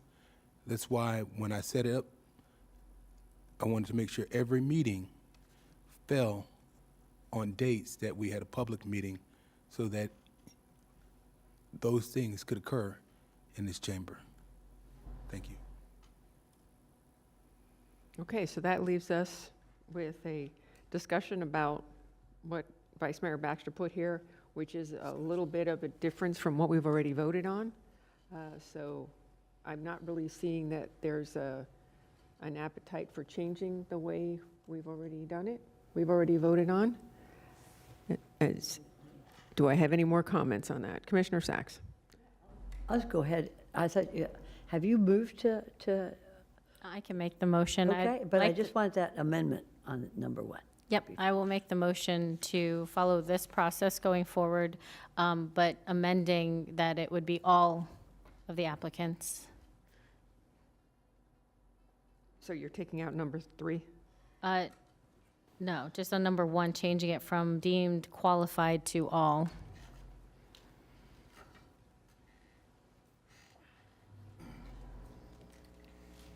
I'll second it. Administrator Baker. On number 1, just for clarification purposes, with the memo that went out on Friday to the board, one of the things that I've discussed with our new HR director was that there would be, after the 28th, you gave him the direction to, after the close date, gave him about a week to go through it, look at it. And we are already working on a link that will have every single person that applied and their resumes attached to that link. The board will get it, the public will get it, the committee will receive based on your directions, unless you change them completely today, the director will then put together those that met the minimum qualifications this board identified. He will then send that to the task force. And then, of course, the board would also get a copy of those that were deemed qualified based upon your direction on the minimum qualifications. So you will get all of that information. It will be made available to the public through a link, and everybody is transparent. Nothing that we're doing will not be transparent. But I wanted to be clear that there will be a link, and every single application and resume will be attached to that link. That once he is completed, we've got all of that laid out. It will go on our website. There will be a link. They just click on it, and everything will be there for them, including the board. And then the task force will receive the people that met the minimum qualifications. Did I miss anything, Dr. Khan? Thank you. Commissioner Woodward and then Commissioner Sacks. If I could ask on line 2, are we removing the part where we would include any candidates that did not apply? That this has to be only candidates that actually applied? It says the commissioners will meet one more time and review the final list and nominate any candidates that they wish to also include or discuss any candidates they want to exclude. The commissioners will decide the list of finalists. So you want to just say, if they're not included in the application, to not have them included? If they didn't apply, I don't think we should add them after the fact. I don't see, sure, I have no problem removing that. Okay, and then my other question is, that's item number 2. Right. Second right here. To nominate any candidates they would also include. And then my other question would be not having that they can only select 2, that however they come to their selection process, I wouldn't want to just dictate from here that each task force member would select 2. Can we allow them to narrow the field down to the final 5, however they get there, and remove 4 altogether? They'll interview however many they interview, like that. I would like to let them work through the process. Or should we just not have the task force at all? No, I definitely want the task force, but this is this is what this comes down to, is simplifying the process for the task force and not going to a ranking system. Well, I agree with not doing the ranking, but you do have rank their top 5. So remove rank their top 5? No, then they would send their top 5 to us, the BCC. just on line 4, it says that the members will each select and rank their top 5. So we're asking them not to rank their top 5, just choose 5? Right, not rank it in any specific order, but come up with a top 5 to send to us. Okay. Well, that part I'm okay with. I'm not okay with us saying that they need to select 2 and they can only interview 14. I think that should be their call. I think that gives every task force member an equal say, better than anything else. Because if each task force member has to pick 2, then you don't want one task force member to be able to pick 3, 6, 7, 10 of however many they dwindle it down to. This just makes sure that each of our appointments gets an equal opportunity to pick 2 members. So if you're saying you would want them to pick up, each person to pick 3, each person to pick 4, I mean, that's how it would be an equal ability for each of our members to have an equal say in this process. Well, if we could Dr. Khan, if you could explain what the process was going to be in order to get to, you mentioned up to potentially 20. I mean, to her point, to make sure that our task force members do have equal say, did you have something that you were going to propose to the task force that would ensure that? The kickoff meeting for the task force is currently scheduled for May 1st. The public hearing for the announcement went out yesterday for that. In that meeting, we are going to be discussing the code of ethics, the sunshine laws, choosing a chair and a vice chair. We'll also be talking about how they would like to narrow down the pool. Per the current resolution, it would be narrowed down to 10 people, and then they would interview those 10, which would then be narrowed down to 5. So. And may I? But by narrowing it to 10, you're now saying that 2 of the members, let's say each person had 2, it's not an equal process at that point.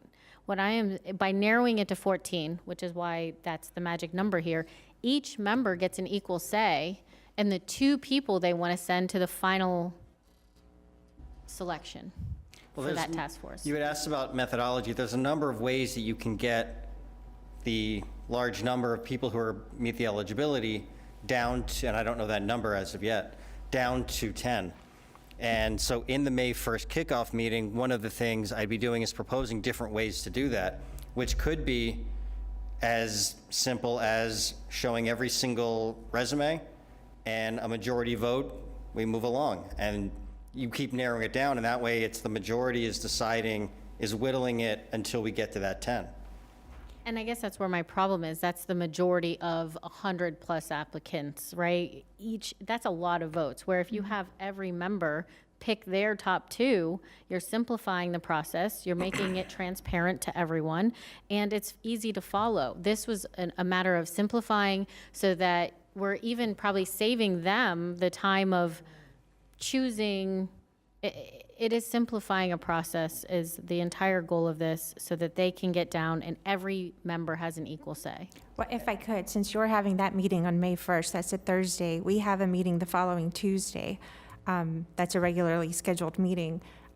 Could we, then you have the discussion with the task force and then would bring to us their preferred method and then maybe an alternate method that they could also use, and then we could decide, do we feel comfortable that our task members would have an equal say in what they're planning to do, but let them hash this out and have a discussion, and then tell us, I mean, it's the next Tuesday, that's the 6th, tell us what they've decided, and then if we're all comfortable that we feel our task members will be equally represented, then let them continue to do what they want to do. Commissioner Sachs and then Commissioner Weiss. Yes, I know your name. Well, it's interesting. I know, but I know your first name. The 14, I like the number 14 because there's 7 of us.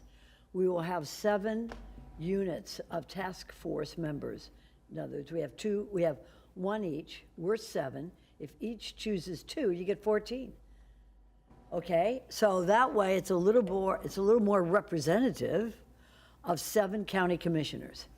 Okay, so each task force member picks 2 members of eligible applications or applicants, So each one of us, that gives us 14. We're 7 times 2, 14. A little more manageable than 10, I think. Whatever it is, it's to me, it's not, again, I go back to my policy, which is, these are wonderful volunteers that we have volunteered for this task force. They'll pick their policies. They'll pick who their, who the foreman is and the vice foreman. But let's make sure that our interests are represented by this task force. And that way, each one picks 2. We have 7 of us, it gets to 14, and then it comes to us. And I think that that would be appropriate and fair. But I'm listening to my colleagues as well, because it's 7 of us who should have an opinion on this.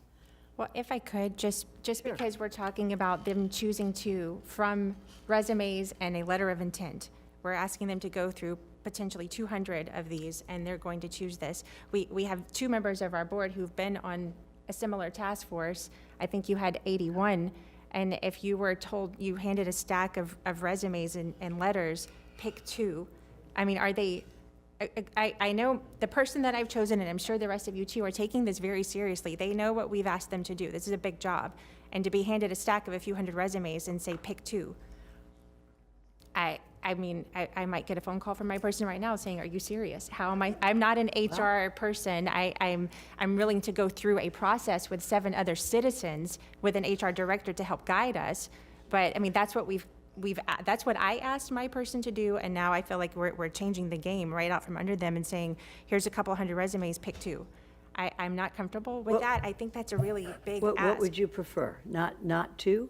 What do you suggest? To let them discuss a process with the HR director and each other, let them discuss their own process, and then let us know what they want to do. Okay. But I mean, I don't want us to micromanage this from the outside, because we're not going to be sitting with them in these meetings.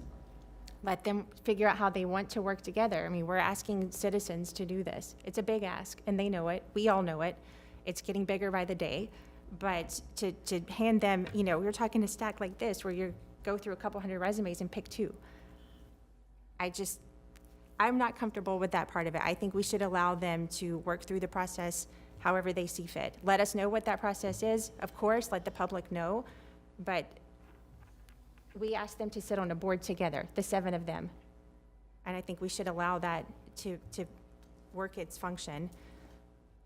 I don't have any objection to having them decide their process of how they're going to determine which number they give us. And we could say, give us 20. We could certainly leave it up to them, and I'm for that as well. The more applications we have, the better it is in terms of picking and choosing and doing the interviews. And this is a big job. This is an important job for the public.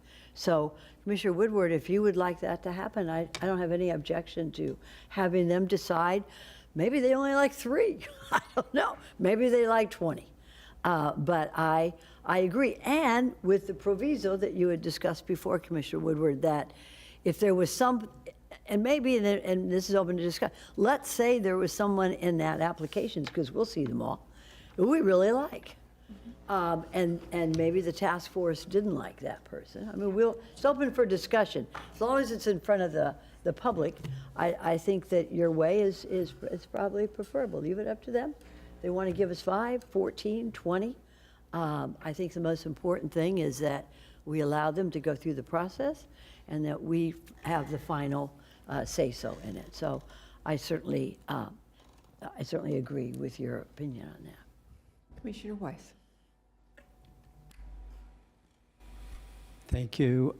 Yeah, the way I envisioned the task force working was that our 7 appointees would come together and work together to, ferret out their top candidates. And I would assume they'd do that through reviewing the resumes together, looking, I'm sure they'll come up with some top ones that they find most interesting, share that amongst each other, talk about them as to why they found them going to the top of their list. And from there, working together to try and come up with what they feel like is the best people, best qualified people that they think could be suitable for fulfilling this position. So I think the original plan put together, that's what I envisioned doing, it working. I think, in the way our HR director had indicated that's the sense I got from him on how he thought it was going to work out. They were going to come up with their plans on how to do it, but they were going to work together and have discussions and be able to review and discuss things as to why, one applicant might be strong or in one area. And I think it all comes from their personal backgrounds too. They all have different strengths, and being able to, apply those strengths and as a task force, and that's what it is. We've called it a task force, then that typically means people working together on something, not people working in individual silos. And so I'd really like to see the process move forward as we had envisioned it. And I would be, of course, I have no problem, as I said, with everybody receiving all the copies of all the resumes and applications, which is now been made clear that's by our administrator. That has been the plan all along, to make them available electronically. So I appreciate your thoughts on this, Vice Mayor, but I think we have the best possible thing happening right now, and I'd like to see it play out. And if there is an issue, the task force can make us aware of that issue, and maybe we need to change something. But at this point, nothing has happened, so I don't see any reason to change, I think, the great plan that we put in place. Thank you. Vice Mayor Baxter. Thank you, Commissioner Weiss. On some of that, I do agree, but kind of on the opposite direction of that, because this hasn't started and we're not interrupting a process or trying to change it, the task force hasn't already met. I think this would be the appropriate time to try to simplify and set something for them that is just very easy to follow, very easy to understand, very easy.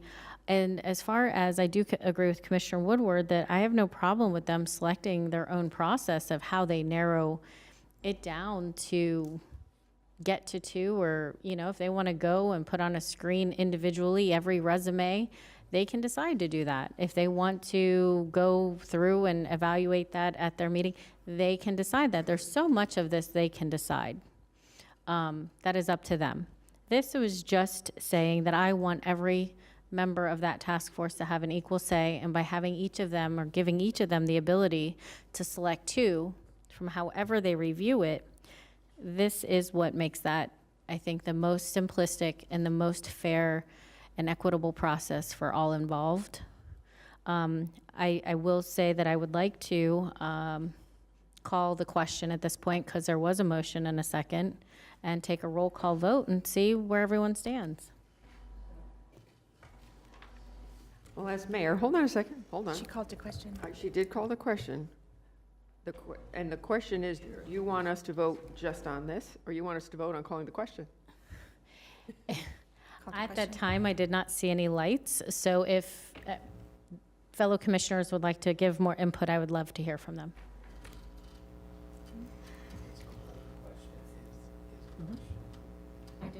I withdraw calling the question. Thank you. Okay. Yeah, Robert's rules, when you call the question, you have to vote on the question. Commissioner Powell, your light is on. Thank you, Madam Mayor. My question is with regard to the process here.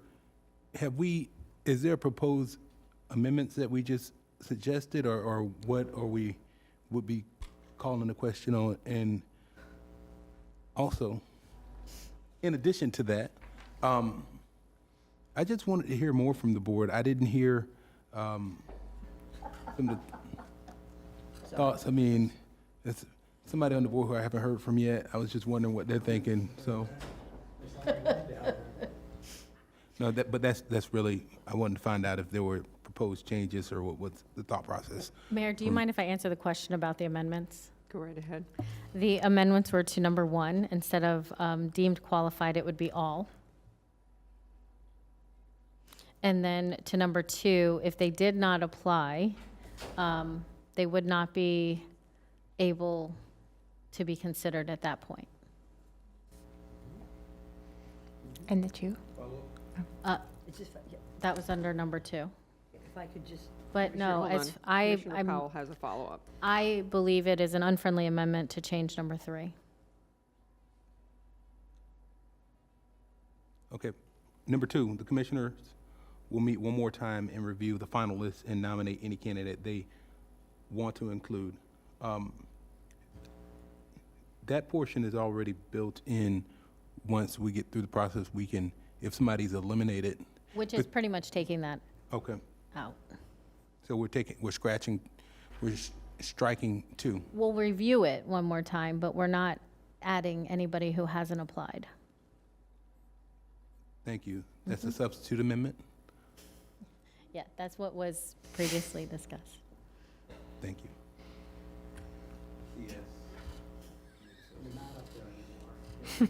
Commissioner Woodward, then Commissioner Sacks. And Commissioner Powell, anytime you want to pipe in.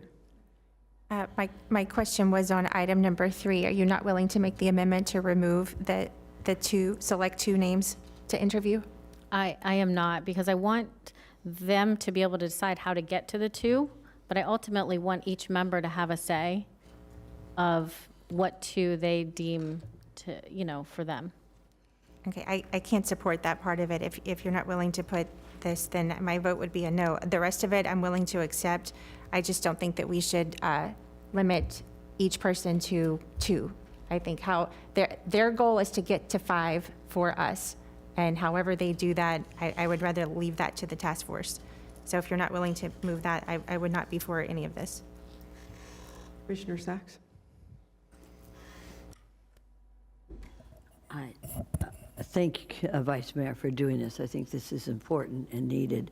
I just want to make sure, number 1, the staff will send a copy of the list of all, and I'm looking at the clerk, all applicants and their resumes to all commissioners for review. And I don't think we need after the 28th deadline. Is that, okay, fine. That's fine. I think this is a good idea. Yeah, look, resumes come in, resumes go out to the public. Resumes come in, resumes go out. If I want to apply for a county job today, that's public record. This is an application for a public job. Commissioner Sacks, that's what I asked earlier, so do you want to remove the 20? Yeah, I think, yes, thank you. And have them available immediately? Sure. Okay, yep, thank you. That's not what we voted on. Well, I mean, once I hear, Commissioner Flores, do you plan to speak today?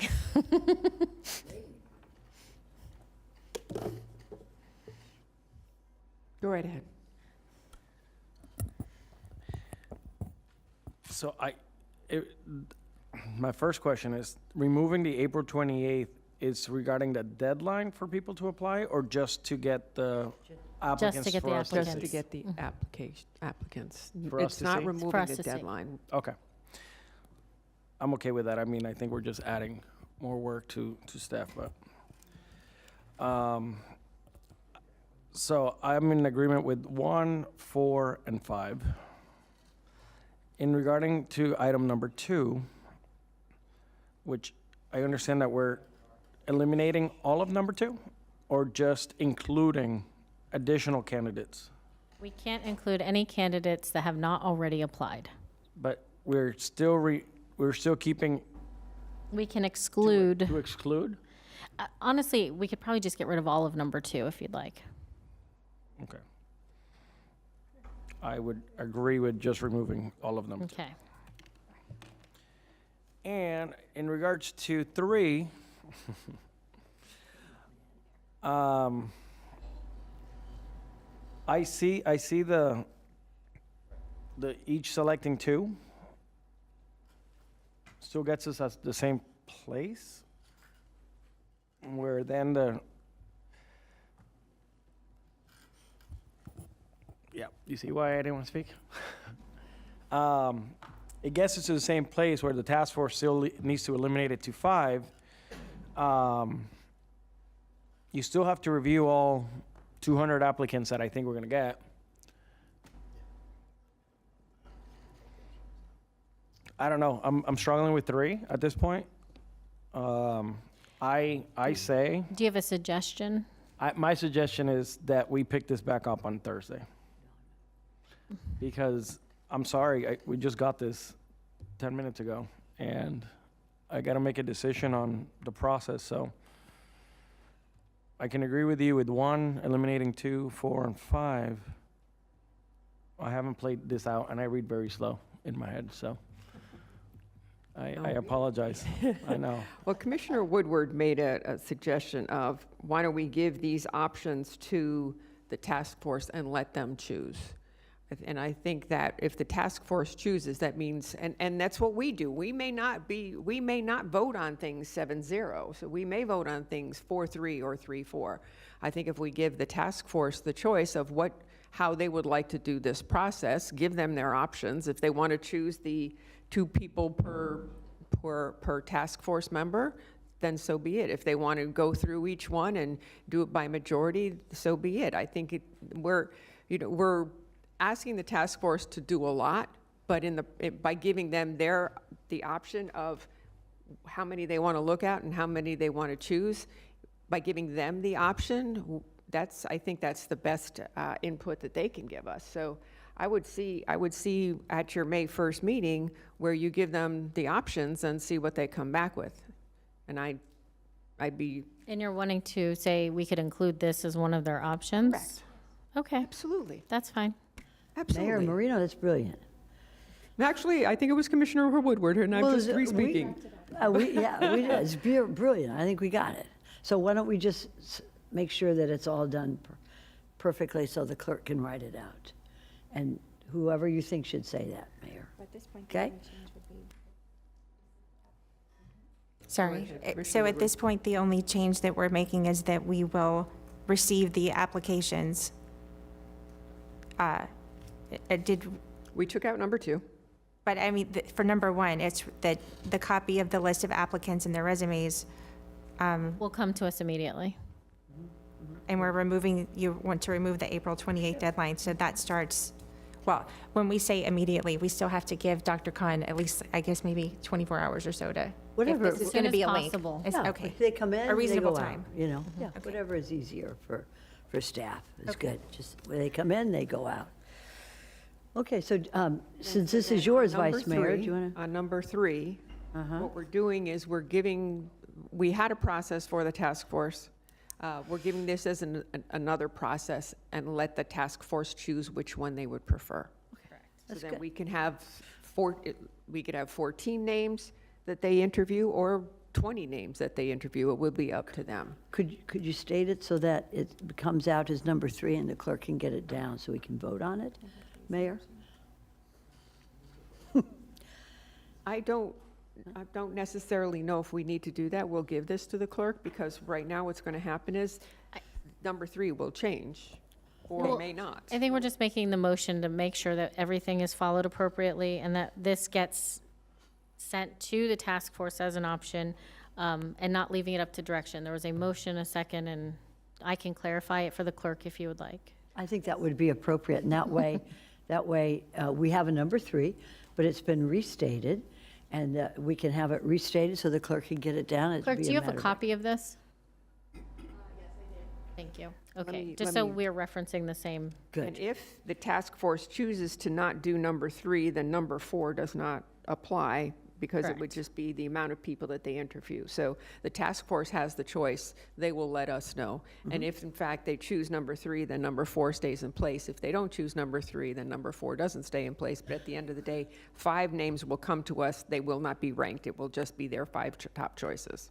I'm sure you got that down. And so for number 1, we are changing it to all applicants. And their resumes. And their resumes. To all commissioners. We're eliminating number 2. And number 3 will be sent as an option to the task force. And then contingent upon that 4, if they choose 4, it stays in effect. But if they choose, if they choose 3, 4 stays in effect. Correct. If they do not, then 4 will be eliminated. Correct. And 5 is as written. That's the way it's always been. And that's it. That's it. And I So second that's the that. motion I'm making, or I Second. move to do that, and there you go. We take a vote. Hold on one second. Commissioner Powell, your light is on. I'm sorry. Thank you, Madam Mayor. So, Wait, the clerk had something to say. Okay, hold on one second. Sure, go right ahead. I heard that Vice Mayor Baxter made the motion, but who was the seconder? Commissioner Sacks. Thank you. Commissioner Powell. so I just, thank you, Madam Mayor, for that. The entire list shall be approved by the commissioners and will be sent to the task force for each member to select two names. So on number 3, if the task force chooses to do this particular option, does that reverse the order because the list would be sent to them or sent to us first? Thank you for Right. that question, but then if we are giving them the option, then it's not coming to us first. So does that need to be an amendment We can, to the amendment? Yes. It would be an amendment to the amendment. I'm sorry. So clerk, on number 3, where it says the entire list shall be approved by the commissioners will be sent to the task force, that should be stricken from this because that's not an option to them. But they will have the option to choose the 2 names each to interview before their board and so on. So that is my amended motion. Is that clear? Thank you. Clear as mud, yes. So in essence, we are actually making this a very transparent process, and our task force will be choosing the path that they would like to go. So, Assistant Duran, do you have a comment? No, I just wanted to say that the resolution we were working on previously, which was Commissioner Powell, said that the board would get it, the task force will get it down to 10 and interview 10. So now we're amending that just to be clear so we're following the proper path. That it can be up to 14 should the task force choose. Correct. Okay. Thank you for that Thank you. clarification. Commissioner Powell, any more comments? Yes.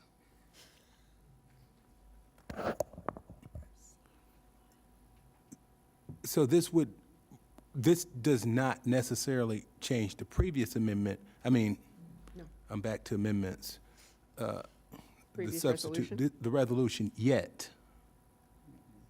Correct. However, this goes to the task force. They didn't decide that they would like to do up to 14. At that point, we would come back with the caveat to amend the resolution as previously passed. So we would substitute, or we would amend that previous resolution here, or we allowing staff to amend it based on conversation considering what the task force would do. We need to bring that back. I know, I was going to say, we need the attorney to, do we need to? It sounds like we need to amend the resolution, and we can always include language that says it, subject to the task force decision. Thank you. And we'll bring that back to you. And I would request that there be a receive and file of this board direction statement. I know the clerk has it, but we haven't received and filed it. Correct. Okay. Commissioner After we Woodward? vote on this, then can we vote on the Could I just ask for clarification of what Mr. Dern said with the 10? Was the 10, did we first say 10 to come back to us, or 5 comes back to us? They were going to interview up to 10. 5 unranked will come back to you. So that doesn't change with no, this? Okay. I just wanted to make sure that that didn't change from the original. Thank you. So do I first need a motion to receive and file? So moved. Second? All in favor? Aye. All opposed? So that motion carries. I think we're done with this, correct? We didn't vote on, Mayor. We received and filed, but the motion now is to bring this to the task force and have them vote on which procedure they would like. Do we had a first from Vice Mayor, a second from Commissioner Sacks. All in favor? Aye. All opposed? See that motion carries 7-0. We're done with this portion of. Yes, thank you. Thank you. One last thing, I just Commissioner- I'm needed to, sorry. Commissioner Flores. I have to make my formal appointment, so I wanted to do that before they do their presentation because I have to leave at 4. and and the last thing in my comments, to finish them up, because that was a long one, was a request for an off-site proclamation declaring May 1st as National Day of Prayer. Thank you. So do we need a motion and a second for that? Yes. So I'll make the motion. Second. Second. I can't second, sorry. A motion from the Vice Mayor, second from Commissioner Woodward. All in favor? Aye. All opposed? See that that motion carries 7-0. Thank you. Commissioner Mayor. Flores, while you are... Commissioner Flores, do you want to make your two appointments, or Administrator Baker, do you need to go first? I just want to make sure we're all clear. Staff is clear, not the board, but staff is clear. For the applicants, we were working on a link. Has that link been completed? I will make that a priority to get with our ISS director to make that, which I already instructed, but they have to create that link. So that will depend on when you get it. So once that link is created, then you can... Then we'll have all of the applications, et cetera. We'll submit those to you. You did give the director a week to pull all of that information together with the qualified candidates. So that information will be sent out or sent there. He will then pull that information together. I think on May 1st was the date we were looking to give the task force the applications of the qualified ones, the 6th. So if you want us to come back to you on the 6th with the list, because that's where that's going to be our next meeting. So that will be on the 6th. That would be the qualified list. That will be the qualified list. You will review it, give us direction, and then I guess the task force will meet after that. So the May 1st meeting will not be the first time that they see the applications. We will delay that to the May 6th. After the board is completed, then the next scheduled meeting, they will receive what you received and approved. So when you talked about May 1st and giving them the option of... I'm sorry, their first meeting is May 1st. Are we So giving them the their applications on May organizational 1st or May 6th? May 1st is, for the kickoff meeting, is to set the expectations for the task force, to go over all of the ethical training, sunshine laws, choose the chair, and choose the process, to prepare them for May 6th when they receive the list of all eligible applicants. Eligible or qualified? Qualified. Well, people who meet the qualifications. I'm sorry to interrupt. I apologize. Go right ahead, Thank Commissioner you. Sachs. Thank you very much, Mayor Marino. The word qualified, we just made a rule for the second time after the April 8th meeting. All applicants and their resumes will be submitted. If someone is not qualified, then you can star them and say they're a resident of Martin County or something. But no one person or group should make, we've gone over this, so let's not go over it again. Ms. Baker, if you need to talk to your staff and get them on board, that's fine. But we have made a decision, all applicants and their resumes will be submitted to the public and to the commissioners, and those will also go to the task force. And if there are, obviously we will. I got it. I don't know why we're having this discussion. I don't think, Ms. Baker, if you need to get staff on board, they should be on board. We are on board and we're ready to proceed. So we've made a decision for the second time now, and I think we can move on. Okay, Ms. Baker? I hear you loud and clear. Good. However, this task force is going to have over 200 applicants or close to. Do we want to send them resumes that don't receive a bachelor's degree? Because that was your only real minimum qualification. No, it's being a U.S. citizen and being a resident of Palm Beach County. I don't think If somebody well, all right, I'll delete U.S. citizen. But if somebody's not a resident of Palm Beach County, it's obvious you put a star next to their name. But you and I have had a long discussion about bachelor's degrees. I don't want to go into it. The board has already made their decision. I don't think we need to belabor it.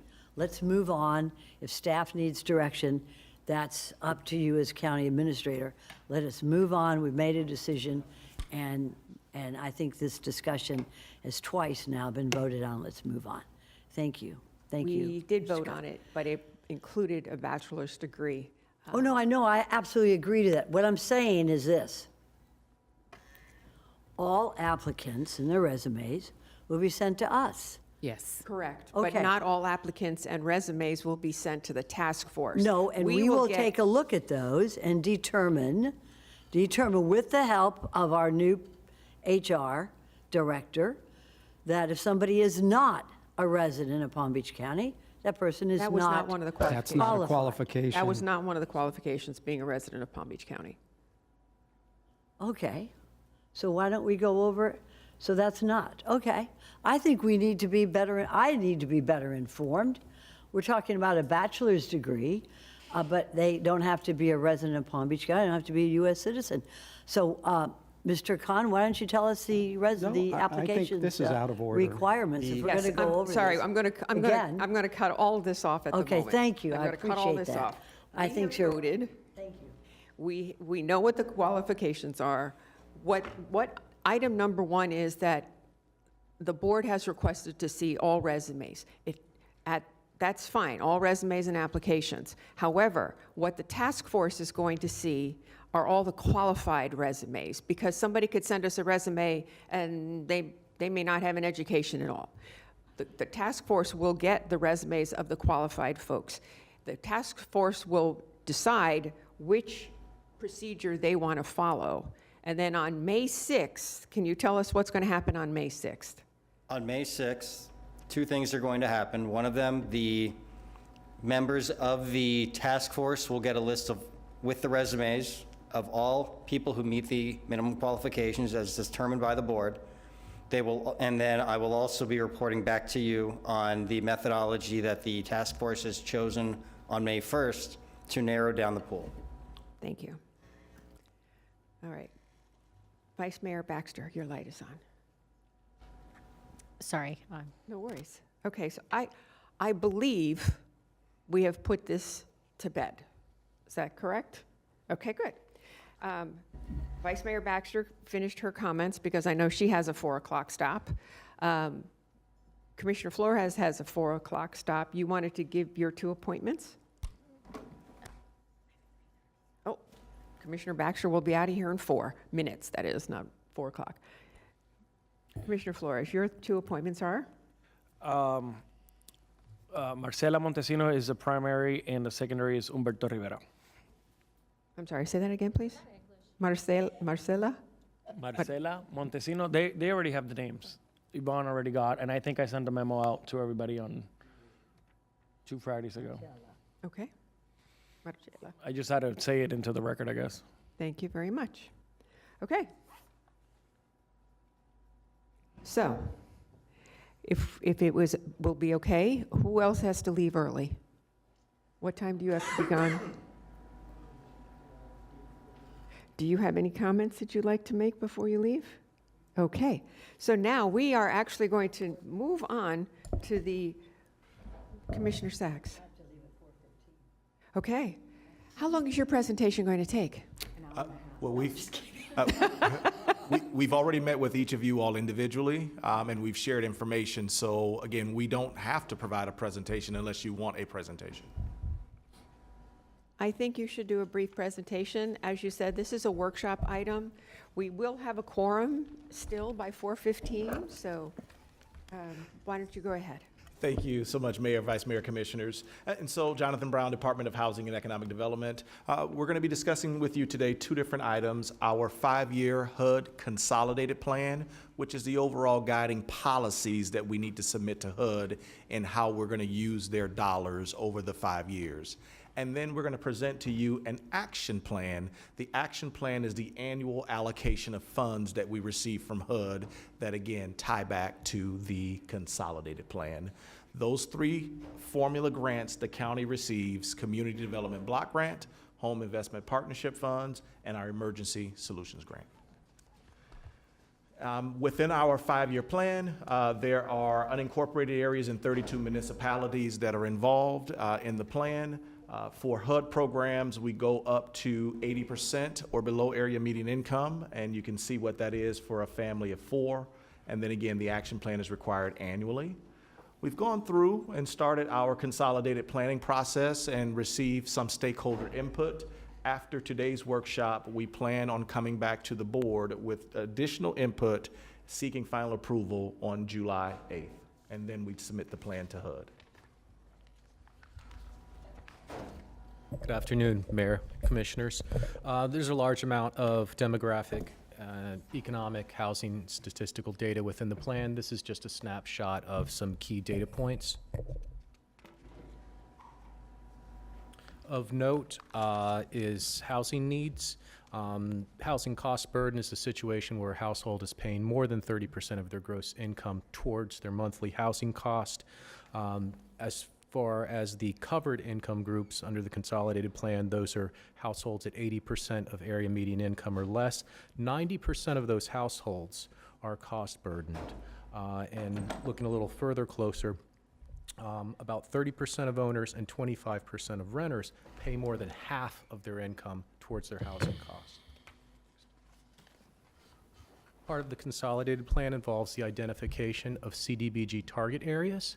We work with our local municipalities who are participating in our program to identify an area within their jurisdiction that is in need of housing and infrastructure improvements and which meets HUD's low and moderate income guidelines. We have 10 municipal target areas identified in the document, as well as 6 unincorporated target areas. Those unincorporated target areas being based on OCR, the Office of Community Revitalization focus areas. As Jonathan mentioned, there's a number of public meetings undertaken as part of the consolidated planning process.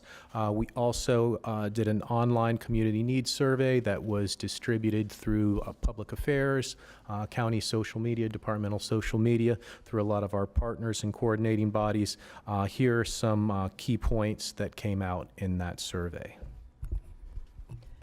So the consolidated plan identifies priority needs for HUD program activities based on statistical research, stakeholder input, and local policy direction. Priority needs help to guide the allocation of HUD program resources, but do not restrict the county's ability to choose among eligible grant activities. Proposed priority needs are grouped into various categories as depicted on this and the following slides. So here we begin with affordable housing and the different categories that fall below affordable housing, including new construction, rehab, and assistance to individual buyers. We also have homeless categories, emergency shelters, transitional housing, etc. We also have social service assistance that include mental health, developmental disabilities, and victims of domestic violence. Infrastructure and facilities examples include paving and drainage, water and sewer, parks and rec, community centers. And priority needs are economic development. It's funding for businesses for job creation and retention, and business services such as technical assistance, financing, and business incubators. So far, we've talked about the 5-year consolidated plan. Now we'll move on to the annual action plan, which serves as the county's application to HUD for the 3 grant programs that are covered and being discussed. The actual grant amounts for the upcoming federal fiscal year have not yet been issued by HUD, so these numbers that you see in this presentation are based on current year funding levels and would be adjusted once the actual grants come out. These here on this slide are the major categories of activities. On the following slides, we'll go into a little more detail on each. HUD allows up to 15% of the grant to go towards public service activities. The majority of that funding goes to support operational costs of county homeless facilities, providing social services to those various categories which you, Sherry, highlighted.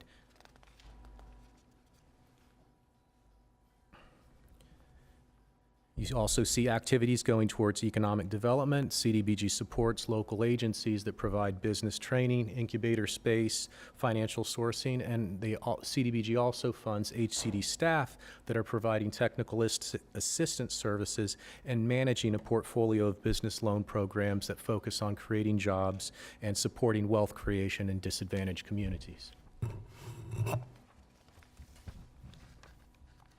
Here, you see a list of those municipalities with CDBG target areas. We utilize the same formula that HUD uses nationally to distribute CDBG funds, to distribute them here locally amongst these municipalities. These municipalities typically use these funds for capital improvement projects, parks and recreation, and some code enforcement out in the Glades areas. As there's a municipal share, there's also a unincorporated share of these dollars which go to county department capital improvement projects.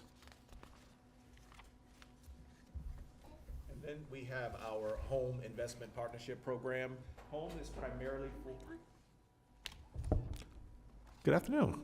So we have our Home Investment Partnership Program. Home dollars are specifically for housing and housing only, whether it is home ownership, whether it is homeowner housing, whether it is assistance, rental assistance, those things. And we also provide funding to nonprofit organizations called community housing development organizations that provide housing as well. And then lastly, our Emergency Solutions Grant, a program that we work with our Community Services Department. They are the ones who directly administer the ESG funding. And agencies such as Adopt a Family, Salvation Army, YWCA, and AVDA have been recipients and current recipients. And so, Mayor, Commissioners, again, next steps for us is we're going to prepare a draft of the consolidated plan and the action plan. We're going to continue our public outreach and secure some public comments. We have at least 2 public meetings going to be held, one on the Eastern County, one in Western County. Then we'll be back to the board with the draft of both plans by July 8th, and then we need to submit them to HUD by August 14th in order to receive the funding that's committed to the county. And just as an aside, attached to your PowerPoint, we do have the updated income limits that were just updated for 2025, so they've gone up a little bit. Wonderful. Thank you for the presentation. Does anyone have any questions for staff? Commissioner Woodward. Thank you. Just one question. I think there's 9 municipalities that aren't part of this. Does anything they do reflect on our ability to get this money, or is it just total separate? The other municipalities that are entitlement municipalities would receive their own funds from HUD, and they would administer their own programs, develop their own consolidated plan and their own action plans. Okay. Is there ever any part where we're kind of looking at an overall master plan, including what those 9 cities are doing? Because I think it's the 9 larger cities, right?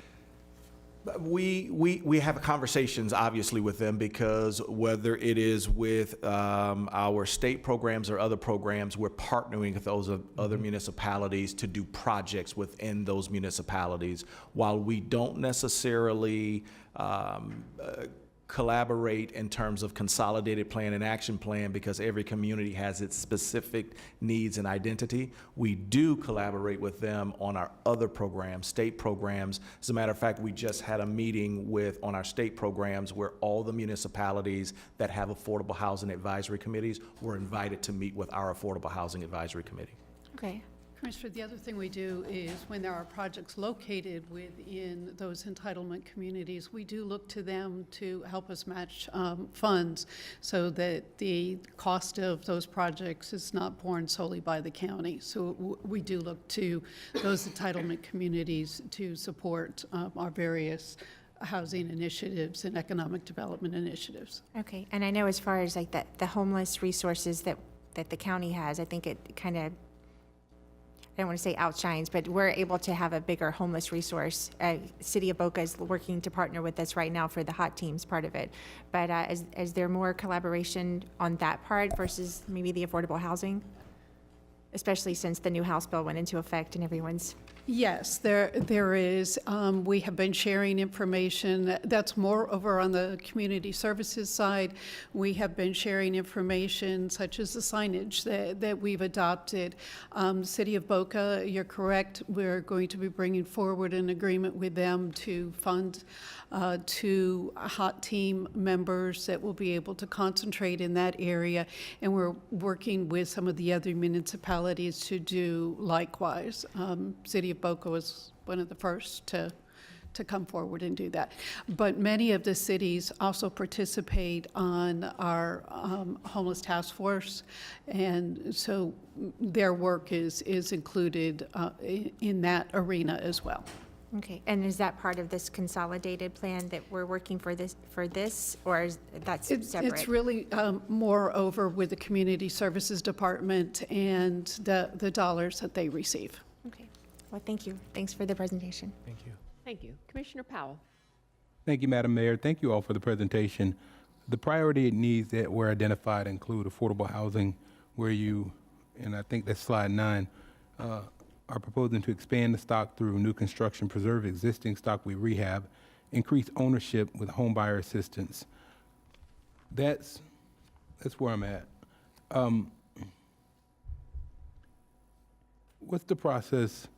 I know we've got this long-term plan, but in terms of increasing ownership, more specifically, I know we've had discussions with regard to District 7 and the higher rate of homelessness in District 7 and those who are underhoused. Do we have a more structured or a more processed way of this particular portion right here, increasing home ownership? I know with the housing bond money, we've increased what nonprofits attain to be able to construct housing, but with CDBG funds, Community Development Block Grant funds, how are we working towards that? And how do we, in terms of process, how do we get there? Great question, Commissioner. So typically with CDBG, we do not use it toward housing. Obviously, the board can decide to do that. One of the challenges is that with CDBG, you cannot use for new construction unless you're a community-based development organization, and at this point, the county does not have one of those. So we look at our other funding sources, which are our homes, which are our ships, other federal dollars and state dollars that we receive, and primarily the programs that you will see from us. You mentioned the developer-related programs that are going to create new for-sale housing. The county provides down payment assistance, and then the county will also provide first mortgages at 4%. Those are typically the developers, the county, and then our nonprofit partners are the way we create new homeownership opportunities. Thank you. Any other questions for staff? No? Okay. Administrator Baker. I have no question, but if the board is completed with this portion, I'd like to recognize Sherry L. Howard, our Deputy HED Director. Sherry, this is her last meeting with us. She is retiring at the end of this month. Sherry started with us in '95, and she worked at Parks and Rec. Then she came to legislative delegation, stayed there for a while, finished up her degrees. She also was assistant with our lobbying effort while she was there. I then recruited her to economic development. She and Jonathan ran our economic development office for quite a time. He then deserted us and went to Fort Lauderdale. Tammy was with us throughout. And then the county combined economic development with housing and economic development. Jonathan came back. Sherry was made the deputy director. She has done an awesome job for us. She's worked very closely with our businesses dealing with economic development, along with the Business Development Board. And she has served our county, the business community, and our residents with extreme professionalism. She has represented us on the local, state, and national levels when it comes to economic development as well as housing. We wish her good physical and mental health and happiness during her retirement period. I know Don is extremely happy to have you home with him because he's been retired as long as my Joe. So Sherry, I want to publicly thank you very, very much from the bottom of my heart for all of the service that you have given, not only Team PBC, but our residents, our businesses especially, and this board for many, many decades. So thank you very much. Oh, and you get a gift basket. Palm Beach County goodies. That's right, so she can't forget us. They can meet for a leisurely lunch. Yes.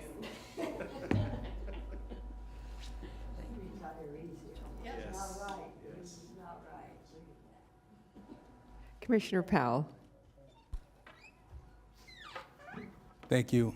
I just want to echo some of the sentiments of Administrator Baker.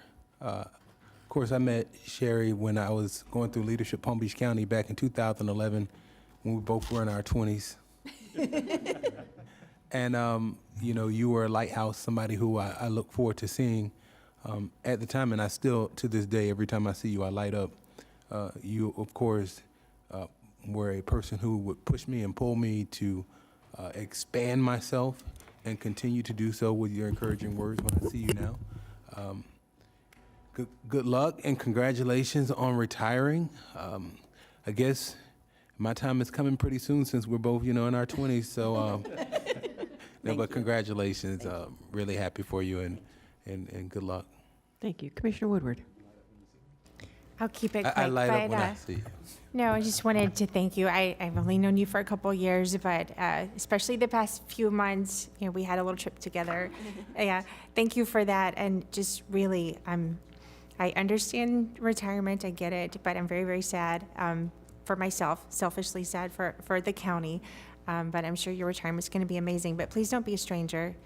Don't delete my number from your phone because there may be times I need to talk after this, but hopefully you get to travel and enjoy some well-earned time off. So congratulations. Thank you. Commissioner Sachs. And thank you so all for many years of service and your smile always.